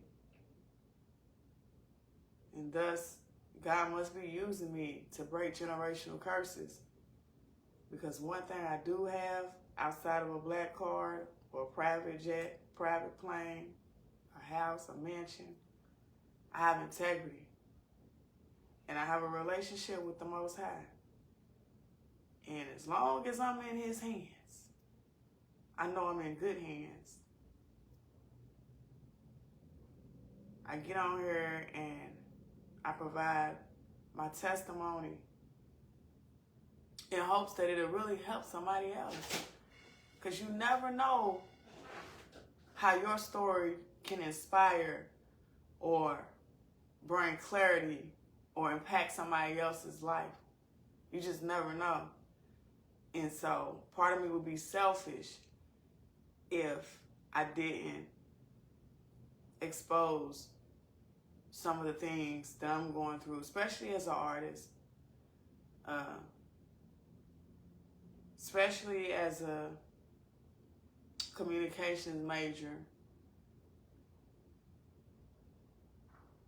who wants to be the change, or who is the change that I want to see.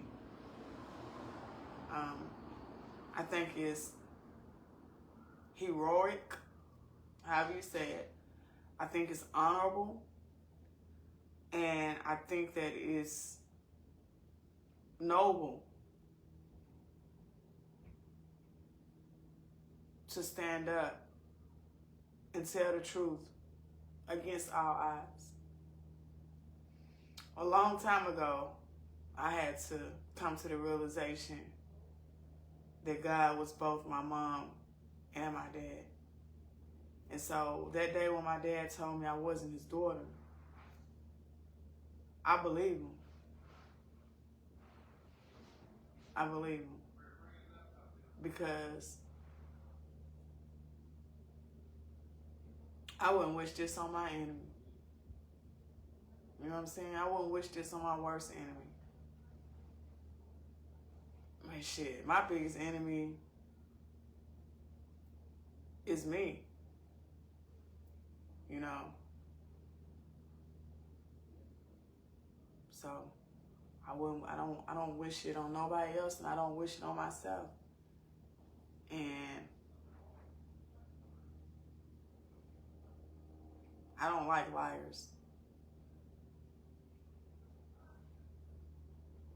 So in order for me not to be a liar or to not become what I don't like, I have to do the opposite of what a liar does, and that's tell the truth. So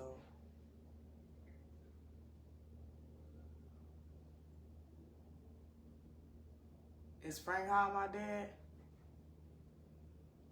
Could be not. You know what I'm saying? Did he take on the role and the responsibility of being my dad? Absolutely. He came and got me when my mom passed away. But not only that, when my dad was locked up and I had to write letters to the judge in hopes of them releasing him from prison, I felt like I was writing to a stranger. I felt like I was writing in reference of somebody that my mom loved dearly. And so because she loved him, then I felt the need to have the same love for him as well, being that she was saying that this was my dad. However, when I was writing those letters to the judge, I didn't feel a real connection. I just felt like, I don't know, man. I don't know. It's kind of like a fantasy. You know what I'm saying? I was longing for him to be a part of my life because my mom was longing for it. And, you know, I just felt like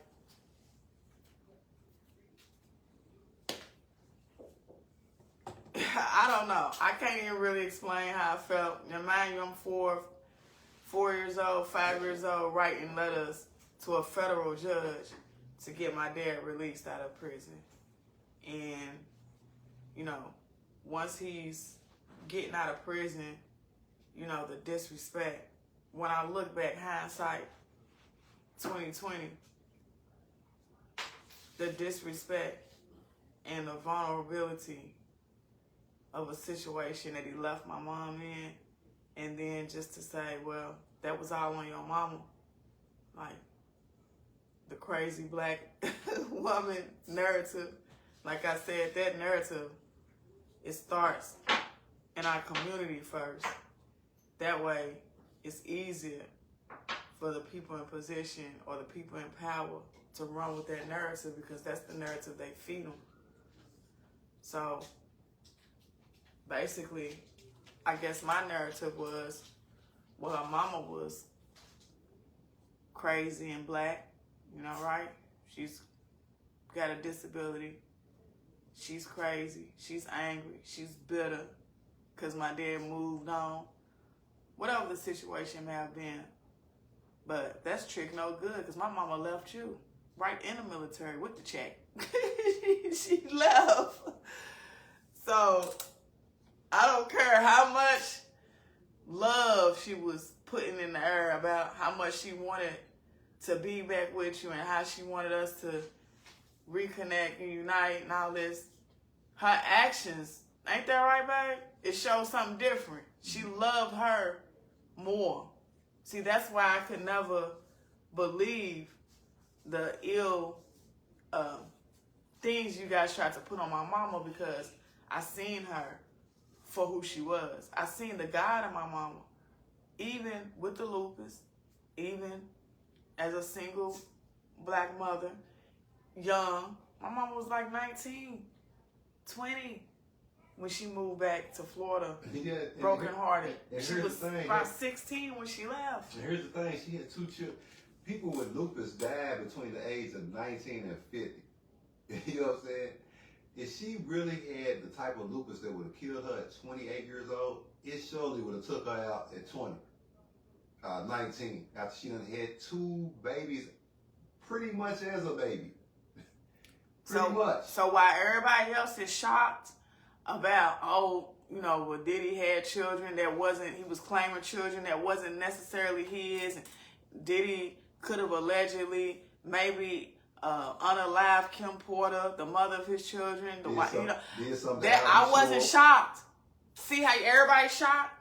If you rewind my tape, I've been saying these things.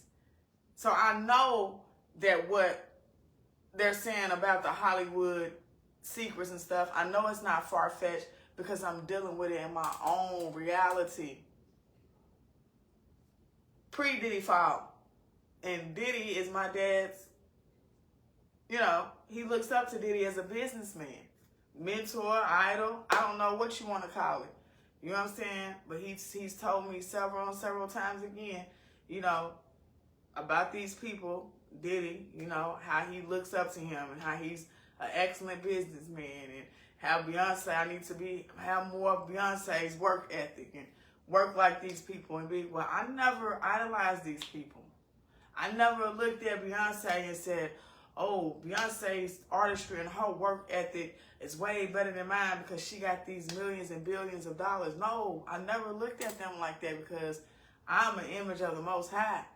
And if God brought me to it, if God says I'm good enough, then that's all I needed to know. That's all I needed to hear. Ain't no way in the world I was going to say Beyonce is better than me. Matter of fact, I don't believe she is. Period. Now, she might have you know, some more trained artistry. Hell, but if I had all that training and money, no telling what I could have been. But here's the thing.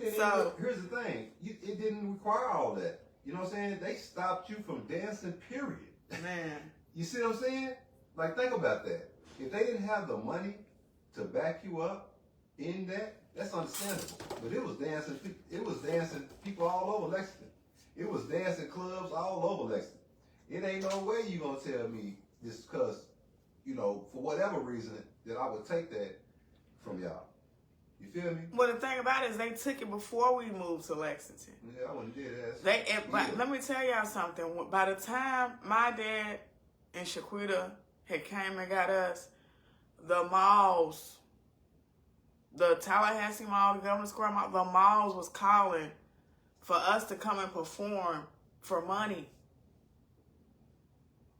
Okay? And they took us out of that. They took us out of it. Now, mind you, it was a group thing, but me and my brother was like the coreness of the group. We was both in the front. And they ain't just stop y'all from dancing, they put y'all to work. Then they put us to work. They took us from a position where we could have made our artistry work. Y'all could have made your own way. Y'all ain't even. That's what God was showing us. I be so mad that sometimes I can't talk to my brother. Not mad, but just frustrated because it just seems like, you know, hearsay. But I have family members that know. I like, it's not a mystery. So. Yeah, and the proven track record of sabotaging. You know what I'm saying? Like, and to like make you look like the black sheep. But to me, the whole principle, people say, well, why would they do that? The whole principle was to steal her energy. You know what I'm saying? And if she wasn't too far-fetched or too wrong, because with what's going on with Sean Combs, you know what I'm saying? And just the different people, and we realizing that fiction is really facts. You know what I'm saying? It does make it factual that what she's saying is true. Yeah, because it's like, damn. I was saying why would y'all take her from her grandmother if you wasn't going to nurture, like specifically with her mom dying? It don't matter how she died. But they took the one thing that my grandma nurtured us in. Like, my grandma did not play about us in our passion to dance. She didn't play. We had to practice. She made sure we practiced. My mama made sure we practiced. They poured in us. That was our freedom. The gift of dance that God gave us was our freedom. So they cultivated that. They encouraged it. No matter what they might have thought, you know what I'm saying? They encouraged it. And you should have too. You and Shaquita. Y'all should have encouraged it and cultivated it. They could have still danced without doing nothing that would look provocative.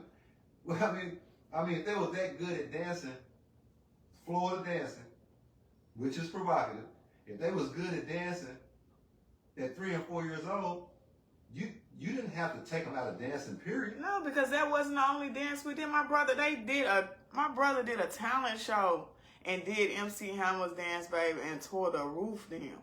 You know what I'm saying? We used to do Michael Jackson and Janet Jackson choreography. Y'all know how hard that shit is. But anybody can dance that shit. You can do all the other dances. Like, why stop you from dancing, period? You see what I'm saying? Why stop you from dancing, period? If they was going to work y'all, they could have went to work and y'all could have danced on the weekends. You know what I'm saying? Or some shit. Something. But to take it from you all the way, something was up with that. Because both y'all was aspiring entrepreneurs. That's what aspiring entrepreneurs do. They budget in dance lessons. They budget that shit in. Especially if they're going to work their children. Because shit, if that's the case, if I'm your child and I'm working, I should be able to spend my money on what I want it on. And I'm sure if I had the option of spending it on continuing dancing, that's what I would have done. And I did. I kept dancing. And I'm going to show you how powerful God is. God made sure that I got recognition for my craft without selling my soul, without signing one of them blood sacrifice contracts. God recognized me. See, my dad, he wants to take the credit for that, and that's cool. He can take it on the physical form, but on the spiritual level, he knows it's a whole nother thing. He knows that. See, that's the thing. He knows it. He knows the play. That's like somebody said that just because somebody tells a lie and got everybody looking to the left, that don't mean the person that told the lie ain't looking to the right. So spiritually, Dad, I know you going through it.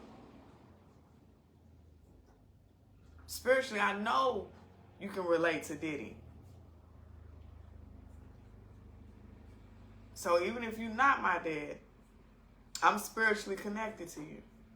Because you were spiritually connected to my mama. That's what it is. I love you.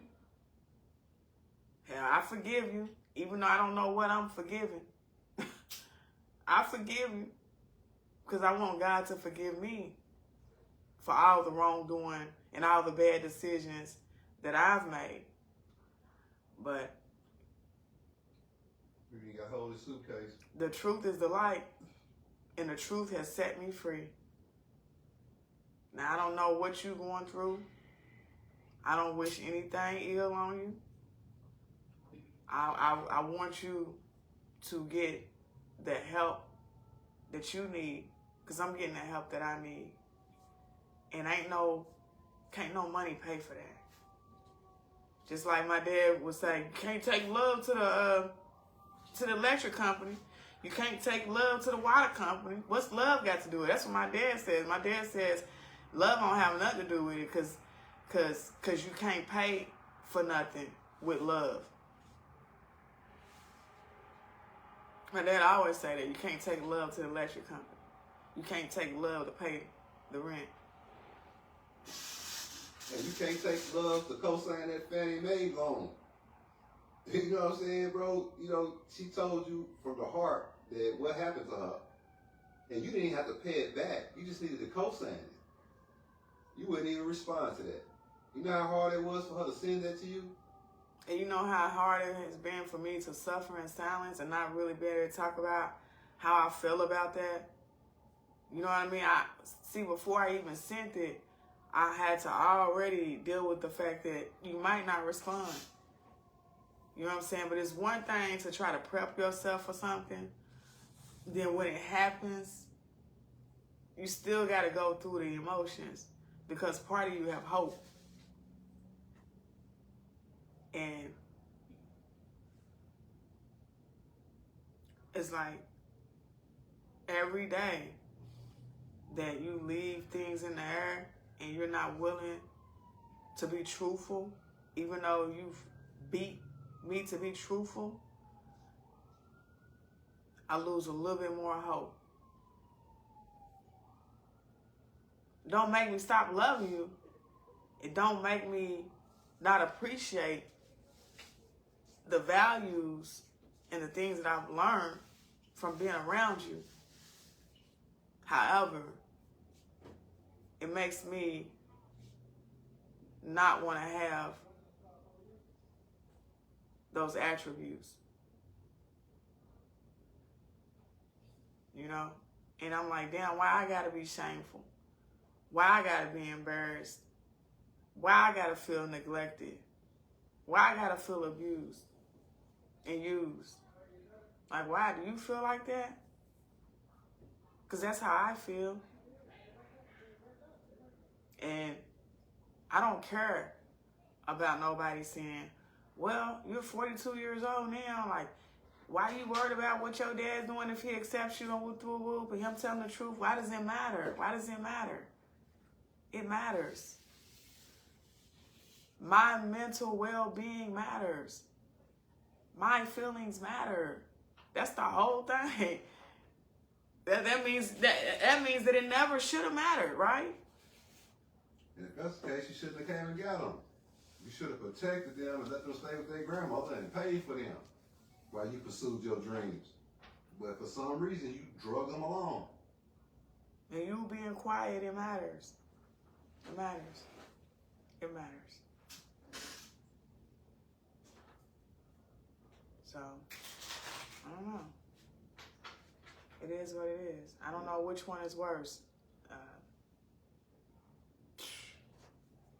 You know what I'm saying? And Ashanti, you know about this mail coming in your name to my wife's address in South Florida. That don't even make sense. It's deliberate. Ain't no other way to look at that. What are you saying? What are you saying? You got some business? You trying to get us a house? You know, I don't know, but I think it was kind of. Because I hope what you're saying is you getting in touch with, what's his name? The realtor? Yeah, Mr. It's right there. Right there, envelope right there. Mm-hmm. Mr. Ashanti Hall. Like you was nervous on the phone. I would greatly appreciate Trey McCauley. If you would contact Mr. Trey McCauley in Lexington, Kentucky, who's a realtor, and to remove my address from off of his. I take it like a threat. His list. I take it like a threat because there's no. We asked him why he did that.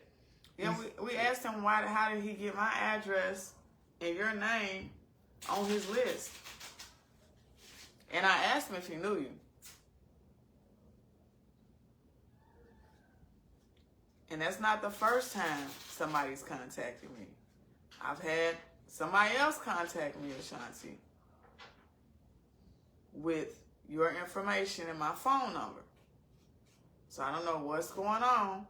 I might have put you down for some references for a job or apartment or something. But there's no way that you should be getting mail in your name under my address. So all that funny business, all the shadiness, all the energy sucking, all that shit, like, you know, one of my nicknames is La Rosa the Vampire Slayer, okay? I don't want no soul sucking, energy sucking. I don't want to have nothing to do with none of that. I'm cool on it. So,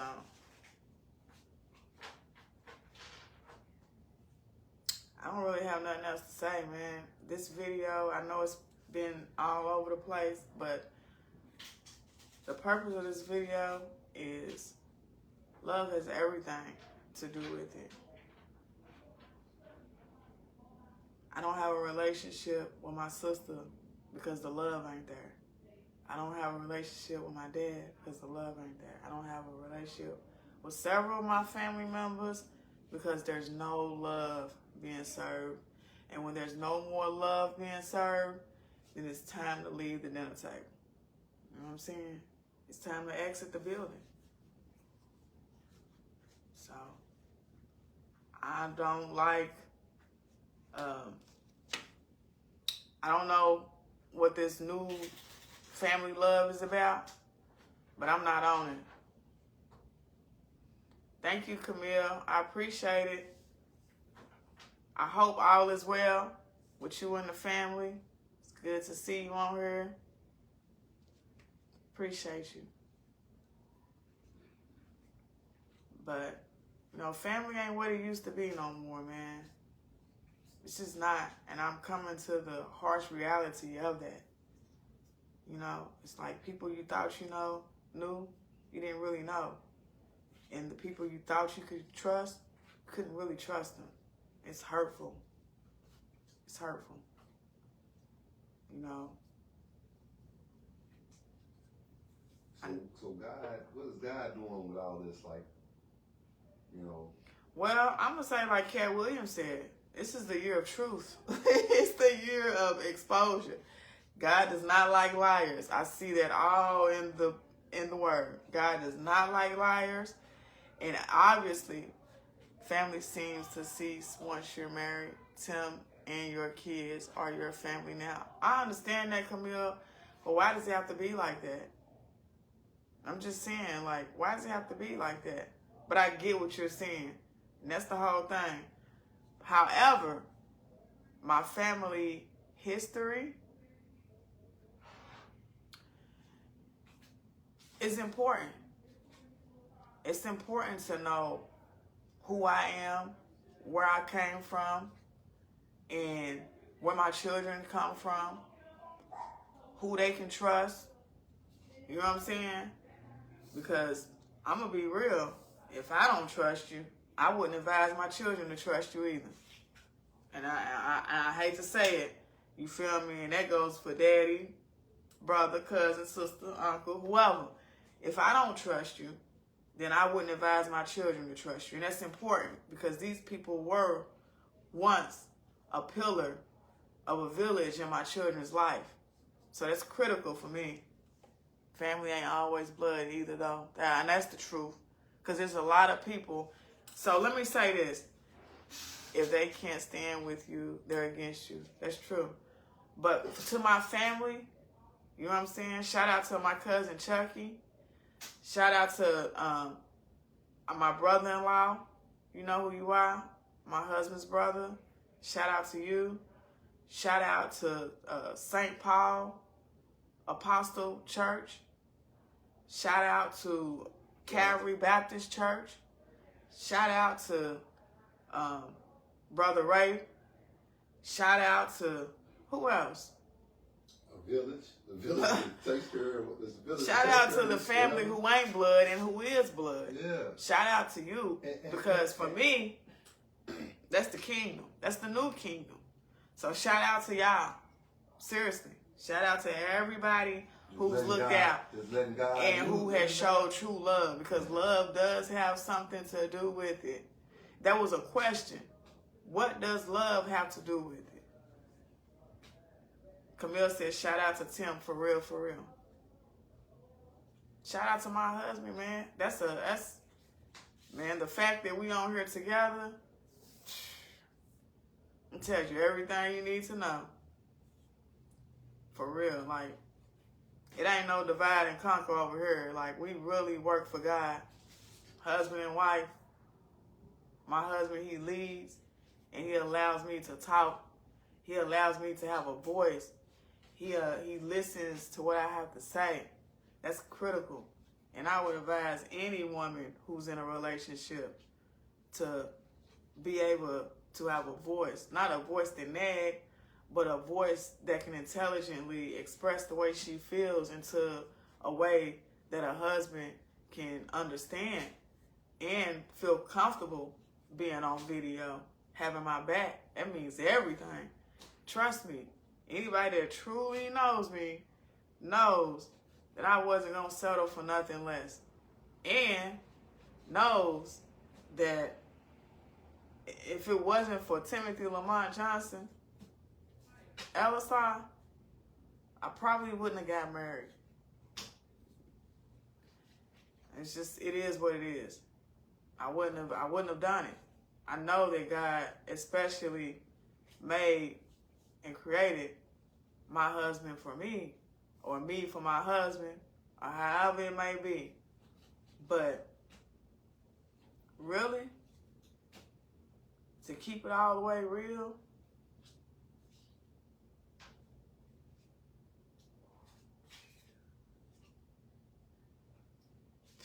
my husband is my best friend. For real. Like, I thought I knew what friendship was really about. I didn't know what marriage was about, okay?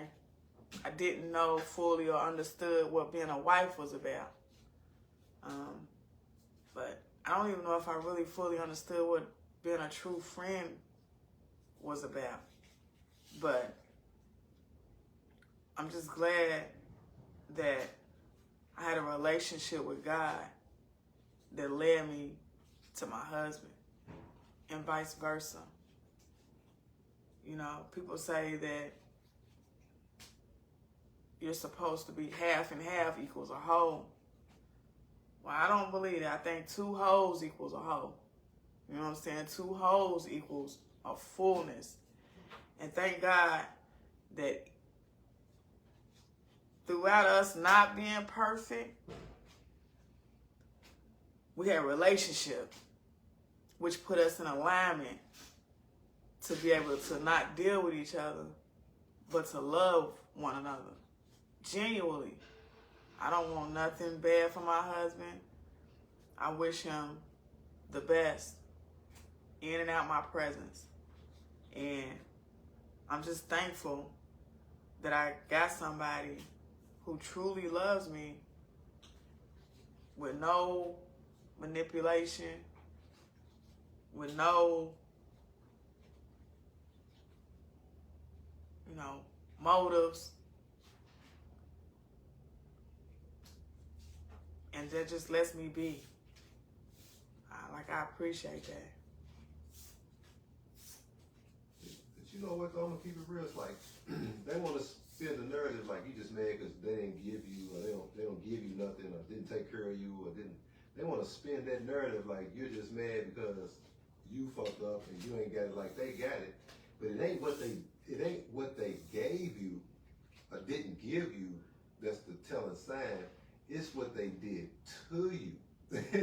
You see what I'm saying? It's not what they didn't do for you. It's what they did to you. You could have had your own. If you would have stayed with your grandmother, y'all could have danced your way into college education. You could have worked, got a good job in Tallahassee, and did better. Yeah, I agree. Jesus did sacrifice himself for us to be us and to be human and to make mistakes. Yeah. But also God gave us laws. And, even though Jesus died, Jesus was resurrected. And he demonstrated, though. And he just died. He demonstrated before he died. And he was resurrected. And the revelation is the kingdom is here. I never quite understood when we would be at church and everybody was singing church hymns trying to get to heaven. When God is saying you can have heaven on earth. The kingdom is on earth. God wants us to, God gave us dominion, And I don't believe in God just wanting us to suffer, or God is saying, well, Jesus demonstrated it, so y'all can just keep making mistakes and keep making mistakes. I just don't believe that. And that's probably what turns me off about Christianity is the fact that a lot of Christians just leave it right there, and then it takes away the growth. But I do believe in Jesus Christ, Savior, my Savior, our Savior, I do. But I do believe that we have an accountability to live Christ-like. If he can do it, maybe we can do it too. But I don't want to keep making the same mistakes over and over again and just saying, well, Jesus already died for our sins, because that's living strictly off of mercy and grace. For me. No, that's living off of sacrifice. Mercy and grace, yeah, but that's living off of sacrifice. And God ain't with sacrifice. He's with obedience.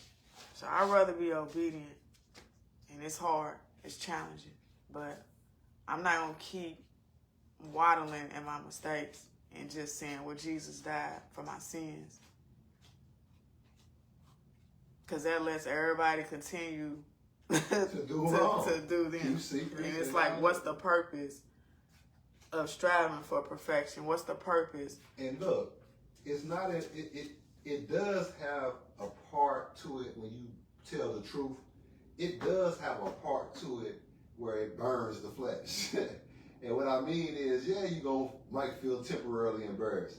Yeah, you might feel temporarily ashamed. Yeah, you might feel temporarily hurt. Yeah, you might feel, but you'll be free from it. As time goes on, you'll be free from it, and that allows you to grow as a person, which will ultimately grow your family, which will ultimately grow your community. But it has to be a step that you have to take, and it's not going to be comfortable.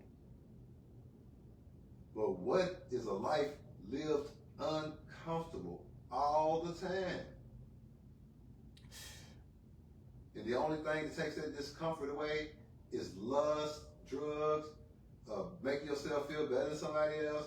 I mean, nah, man, it's over for all that. And I don't want to be in an unhealthy marriage. Like, just because I never seen one demonstrated, you know what I mean? I know that it's attainable. I know it is. And God knows the desires of my heart. So my desires might not be somebody else's or whatever. You know what I mean? My character might not be somebody else's. Whatever the case may be. But just know that I have love in my heart. I don't know everything. You know, I'm still learning about Jesus Christ. I'm still learning about having a relationship with the Most High. But I just refuse to be caught up in these generational curses, man. I want something different for my children. I want something different for myself. I'm ready to live and not be bound by all these secrets, and not be bound by the silence, and not be bound by the hate. Because you hate my mama, or you hate, you hate this, or you hate that. I'm tired, because then what does that do? What did it do? It translated, because this woman had hate for my mama, then she had hate for my dad, then she had hate for the situation, then she had hate for me, then she had hate for my daughter. No. You see what I'm saying, babe? Yeah. No. I don't want that. I don't want that for my children. And I don't want that for me. So that's why I get on here Tell the truth. and I talk about what's going on. Because just like Mace was saying, it's real out here. You know, somebody get on here or tell you, you know what I'm saying, they love somebody or whatever, and that don't even be the case. For real. And then money and power, you know, it's powerful. So it pays off people around you to try to solidify that narrative. You know how many people that's been paid off who can't even use their voice as their own purpose? People that can't even live in their purpose. So I'm rich. Even without the black card, baby, I know I'm rich. I'm rich. I am rich because God has not shut me up yet. God don't want me to shut up. He's like, no. Keep talking. Don't be quiet. Let them be quiet. Let their shame and guilt and remorse take away their voice. But no, you don't have to be quiet. And you take accountability for what you've done. You know what I'm saying? And you be real. And watch God show up. You know, have integrity. Don't change. No matter what. You know, evolve. But I'm saying don't lose your morals. Don't lose your dignity. Don't be corrupted. Because once you get corrupted, the devil got you in. So, talking about breaking generational curses. I'm talking about loving yourself in the midst of it. Because it's hard. It's hard to have self-compassion. It's hard, man. Like, it's easier to, you know, tear shit down than to build. You notice that?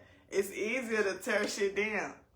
I remember sometimes I used to get so, like, irritated and frustrated. I went through a little phase where I tear my whole shit up. And then I get through it, I'm like, damn. I gotta clean all this stuff up because I done had a spell. You hear that, Dad? Like, I used to go through shit like that. That's what secrets do.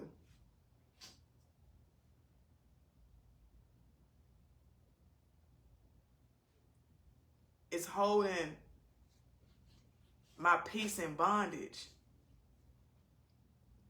So since you won't give me the truth, I'll just keep talking. You talk long enough and you communicate intelligently through your emotions, you'll find the truth. You'll get to the truth. Because you know you didn't raise no dumb daughter. You had us watching CNN headline news. I still know about shit that's going on from 1994.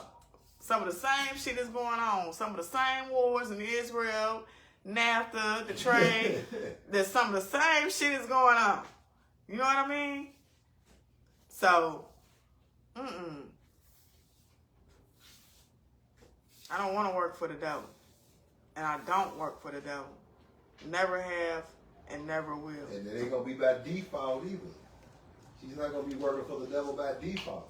See, God had me say something last time. I'm not even trying to stress it, but I'm going to keep it real.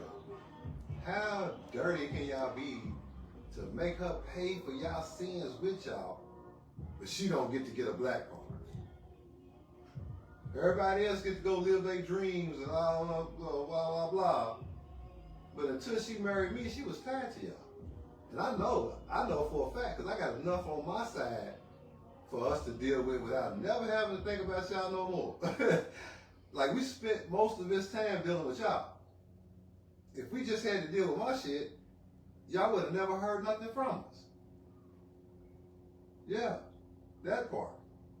But we wasn't trying to deal with y'all. Y'all told us y'all wasn't dealing with us when y'all didn't come to the wedding. So we took it on the chin, but we didn't come crying after that. We didn't make contact with y'all after that. Y'all was fucking with us. You don't agree with who she married. You don't like me or whatever. It's a reason why you don't like me. But I'm not stupid either, because my mama made me read encyclopedias. So some kind of way when we got married, I fucked up the church's money. Because some kind of way, Ashanti, your business keeps crossing my wife's life. So what is going on that y'all had my wife tied to? See, I had my wife tied up in something, but all that ended when she got married. So it's almost like y'all scrambling.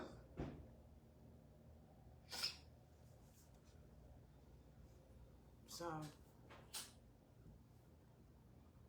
you know, my husband says that sometimes a child demon shows up. You know, I've had issues with lust. Issues, man. But I can't just depend on the blood of Jesus Christ. You know, that's a very, very critical part. But I gotta do my work, because faith without work is dead. Mm-hmm. Oh yeah. And, it's something in the name, baby. It's something in the name. You can't do it in the blood of Christ. You do it in the name of Jesus Christ. See, the blood of Christ, it's in the Word. It does talk about the blood of Christ is salvation. But it was talking about blood. See, what we come to understand and know is that it's power in the blood. But it's something about the name of Jesus. Oh, man, let me tell you, because when I went to go see my auntie in that facility, it's power in the name of Jesus Christ. Hallelujah. When I went to go see, those scriptures, man, that saved me. I'm telling you, coming up out of there, that wasn't by coincidence.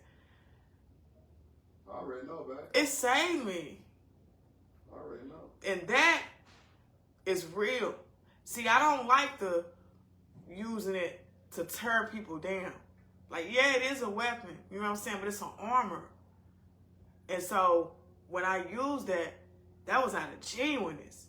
That was out of love too. But it was genuine and it was necessary. And I'm glad that God gave it to me to use it. At that time, it was critical. Yeah, because now she got friends visiting her Neighbors, all type of stuff done hit me up. Shout out to all of my Aunt Rose people that love her.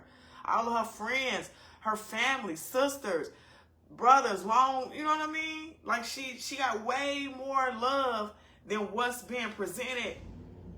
That's what's being served. She's got way more love. How dare y'all, man? How dare y'all? And that's a prime example right there. Ain't that right, babe? That's a prime example. Yeah.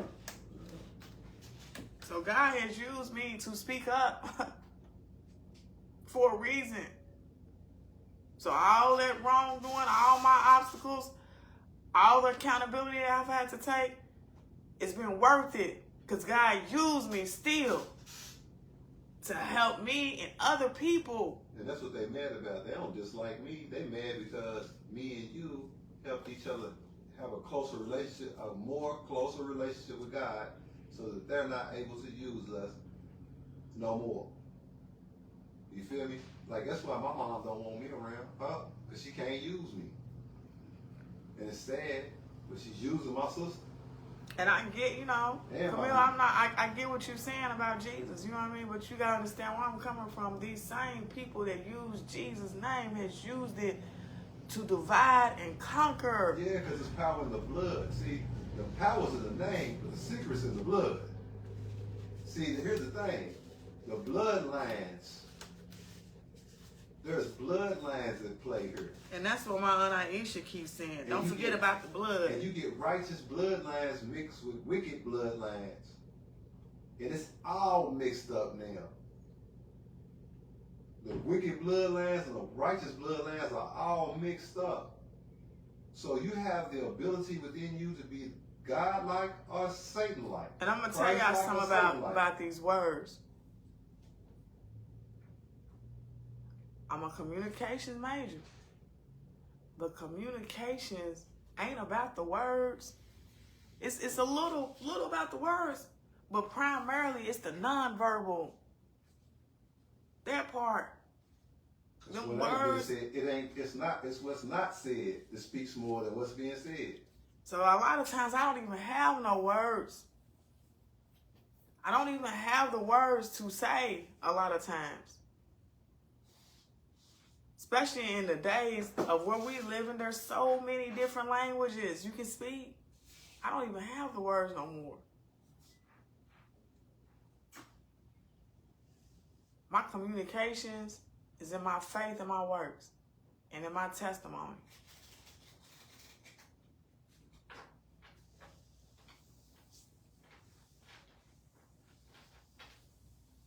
Because I've been told a lot of words.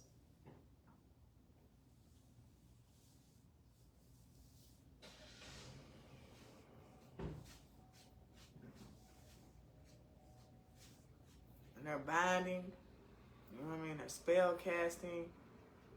And I love words. So I be so frustrated because a lot of stuff I love, I'm turned off by. Like, I like music, I like dancing. But look what's going on with the industry. And look at the music we have. And look at the culture. Look how negatively influenced. So then I'm turned off. I like words. I like vocab. But then look how we use it. So I'm turned off. So I can't even imagine how God feels. I couldn't imagine. God probably don't even feel.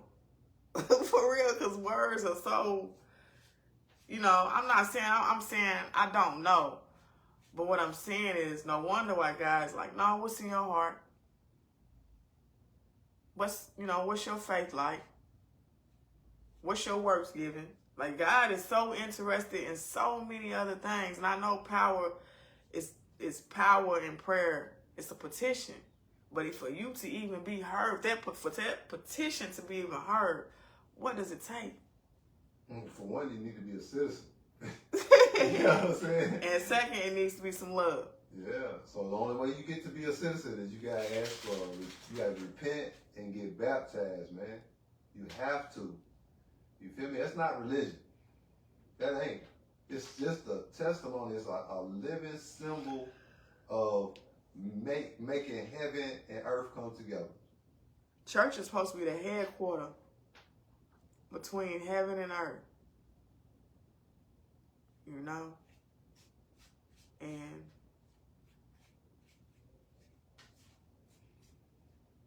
I'm just grateful. I'm grateful to be here to even provide a testimony. Because like my therapist said, I'm according to my statistics on my life journey, I'm supposed to be dead in a mental facility. Or what was the other one? A stripper pole. Oh yeah. So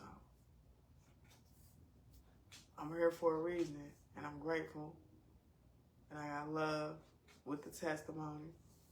I don't wish none of these people that I get on here and talk about, I don't wish them any ill wishes. I wish them healing. I wish that God could set them free to be truthful and to walk with some integrity and morals and delight in God's laws, but repentance, redemption, that's what I wish them.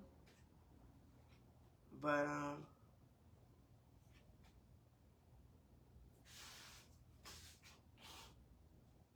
You ain't gotta carry their bags. yeah. That's what they did though. Think about it. She made you watch Ashanti or raise Ashanti pretty much. That's carrying her bags. And it ain't even bad. Like, I don't even resent it because shit, I didn't have my first baby until I was 29 years old. You know, so it helped. It helped me. It helped me. But you don't let no other woman. If you can take care of your child, you don't let no other woman take care of your child. You feel me? I don't give a damn what you trying to do. You feel me? You make time for that shit. You make time for what's important for you. If you wanted to be a motherfucking entrepreneur, you didn't have no time. But you know what? It wasn't even that. Because it's situations like my grandma, she worked third shift. You know what I mean? She's trying to take care of a whole family. It was times where we had to, man, it was times. So it's not even that, but it's the... Y'all in that situation, though. No. What I'm saying is, it's a lack of gratitude. It's not even no acknowledgement. It's like, bitch, what? You didn't do nothing? Like, you know what I mean? Like, if there was some gratitude behind it, I wouldn't have mind. My sister wasn't a burden on me. No, don't get me wrong. Like, you know, I was frustrated as a teenager at times. Mm-hmm. However... You weren't supposed to raise her, though. Mm-hmm. I'm just saying, you weren't supposed to raise her. Yeah, you're supposed to watch it, but you weren't supposed to raise it. That's the difference. Well, I had to raise two, not just my sister. You know, I came down here and she got custody of, you know, my cousin too. So, you know, I don't know. For me, it's just a lack of gratitude. It's the smack in the face afterwards. It's the, you ain't do nothing. It's the lies. It's everything else. Like, if it was some, you know, thank you. You know what I mean? Thank you. Because if it wasn't for you, you know, we wouldn't have been able to have the trust to leave her with somebody and make sure and that she's okay so we could go on and, you know, with our business plans or whatever. There was no love there. The love wasn't there.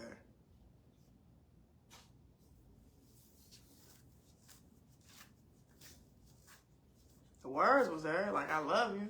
You know what I'm saying? But she was telling you what you wanted to hear. And why wouldn't you want to hear it when your mom's gone? that's what I'm saying. That's what I'm saying. They cold-hearted, man. Listen, I ain't jumping on and fucking caping and co-signing to make you not like them. I'm just pointing out the fucking obvious. If you gonna lie and tell her she love her, that you love her, but you mistreat her, she just lost her mom. You feel me? And you tell her you love her so you can control her. And then she kept saying, you have to toughen up. You have to toughen up. You too soft. You got to toughen up. You got to toughen up. You got to toughen up. She loved you so she could control you, baby. Period. And my whole thing with my dad is you want to leave it. You want to say that you didn't want to step in to be a father because you didn't ever want Shaquita to say, y'all had a conversation. She never wanted to hear us say that she wasn't our mom. Well, newsflash, Shaquita. You ain't her mom. You wasn't my mom. You would never be. Like, come on now. Why would you even see that mentality right there? That's sick to me. That's sick. Because even if you was a little insecure or whatever the case may be, you know what I mean? The natural thing. If their mother was deceased, their mother was no longer around. The hell's wrong with So you? you should have been like, here, put this picture up, baby. You know what I mean? Put this picture up in your room of your mama. Or here's a wallet. You know what I mean? Here's a necklace. You know, you should encourage the memories, the in-loving memory of. That could have been encouraged. But I wonder if your sleep is sweet. You know? No, that's why they drank.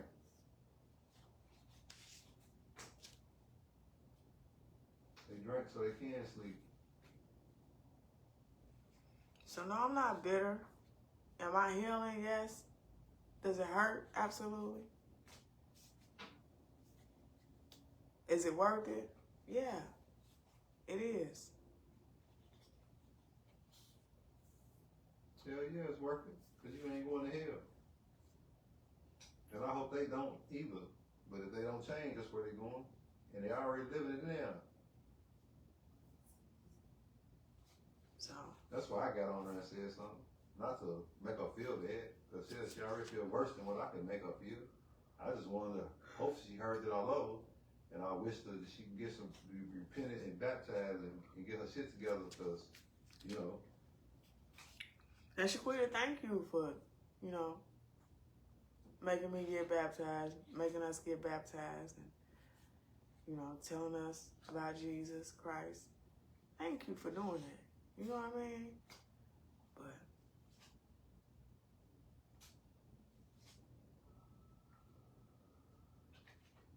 Well, they already know about Jesus Christ. Yeah. She didn't introduce y'all to Jesus Christ. no, she Y'all did. She already made us get know. baptized. That's cool, but you know, that's why I'm getting baptized at 52, because my mom made me get baptized, and I'm thankful that she did it, but I got to do it again. Hey, I've been baptized so many times after that. I didn't want to get baptized.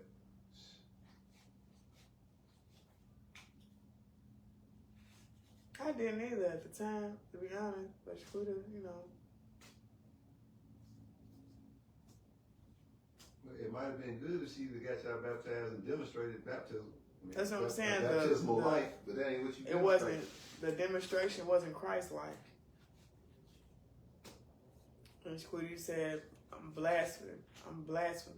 Like, you said so many hurtful things to me. It's not even funny.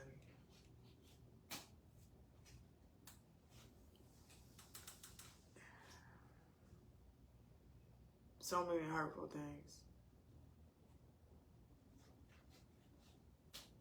And I'm supposed to be your daughter. And you never wanted us to say, you ain't our mama. That's just hilarious, boy. That's what Dad says every Like, time. she used that to control his punk ass, and he went along with it. Well, Dad, you can't use that to control me. Because I feel like you kind of use that to... Cop out. And let her abuse you. Shit. That's what he did. That was a cop out. But anyways, you know, this has been real therapeutic. You know, it's not beating a dead horse. It's every time I feel better. Hell, y'all won't give me the, you know, the solution or the resolve or whatever. I feel better when I get on here. Every time I talk about it, you know, I feel better. Yeah, 'cause you're breaking the spell. So, Ashanti, we didn't get that piece of mail out of the blue. We just told you motherfuckers quit fucking with us. I think I was saying I get a mail with your name on it, my address. Come on, man. Tell them people to take me off their address list and don't put me on nothing else. Don't have nobody else call me Ashanti or none of that. Like, please, I'm asking you. Because that's defamation. That's harassment.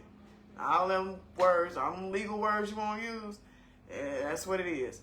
So I'm sending you a cease and desist publicly, okay?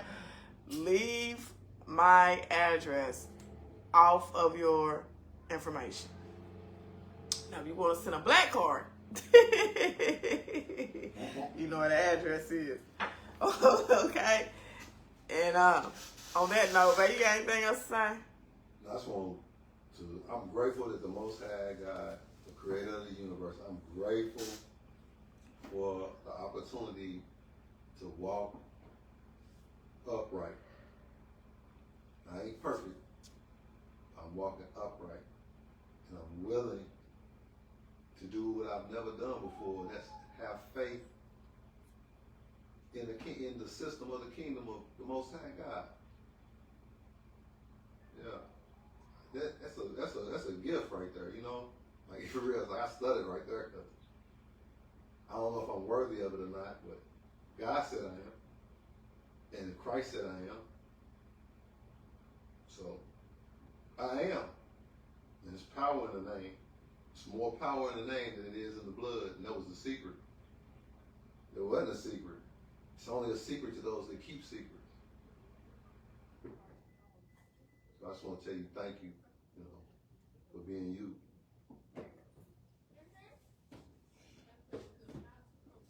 I appreciate it. Thank you for being you. Thank you for asking me to take your hand in marriage. Thank you for being a father to our children, all of them. Thank you for this day. Thank you for this moment. In Jesus' name, amen. Salah. Optimal health as well. I'm signing out, straight out of South Florida. Peace.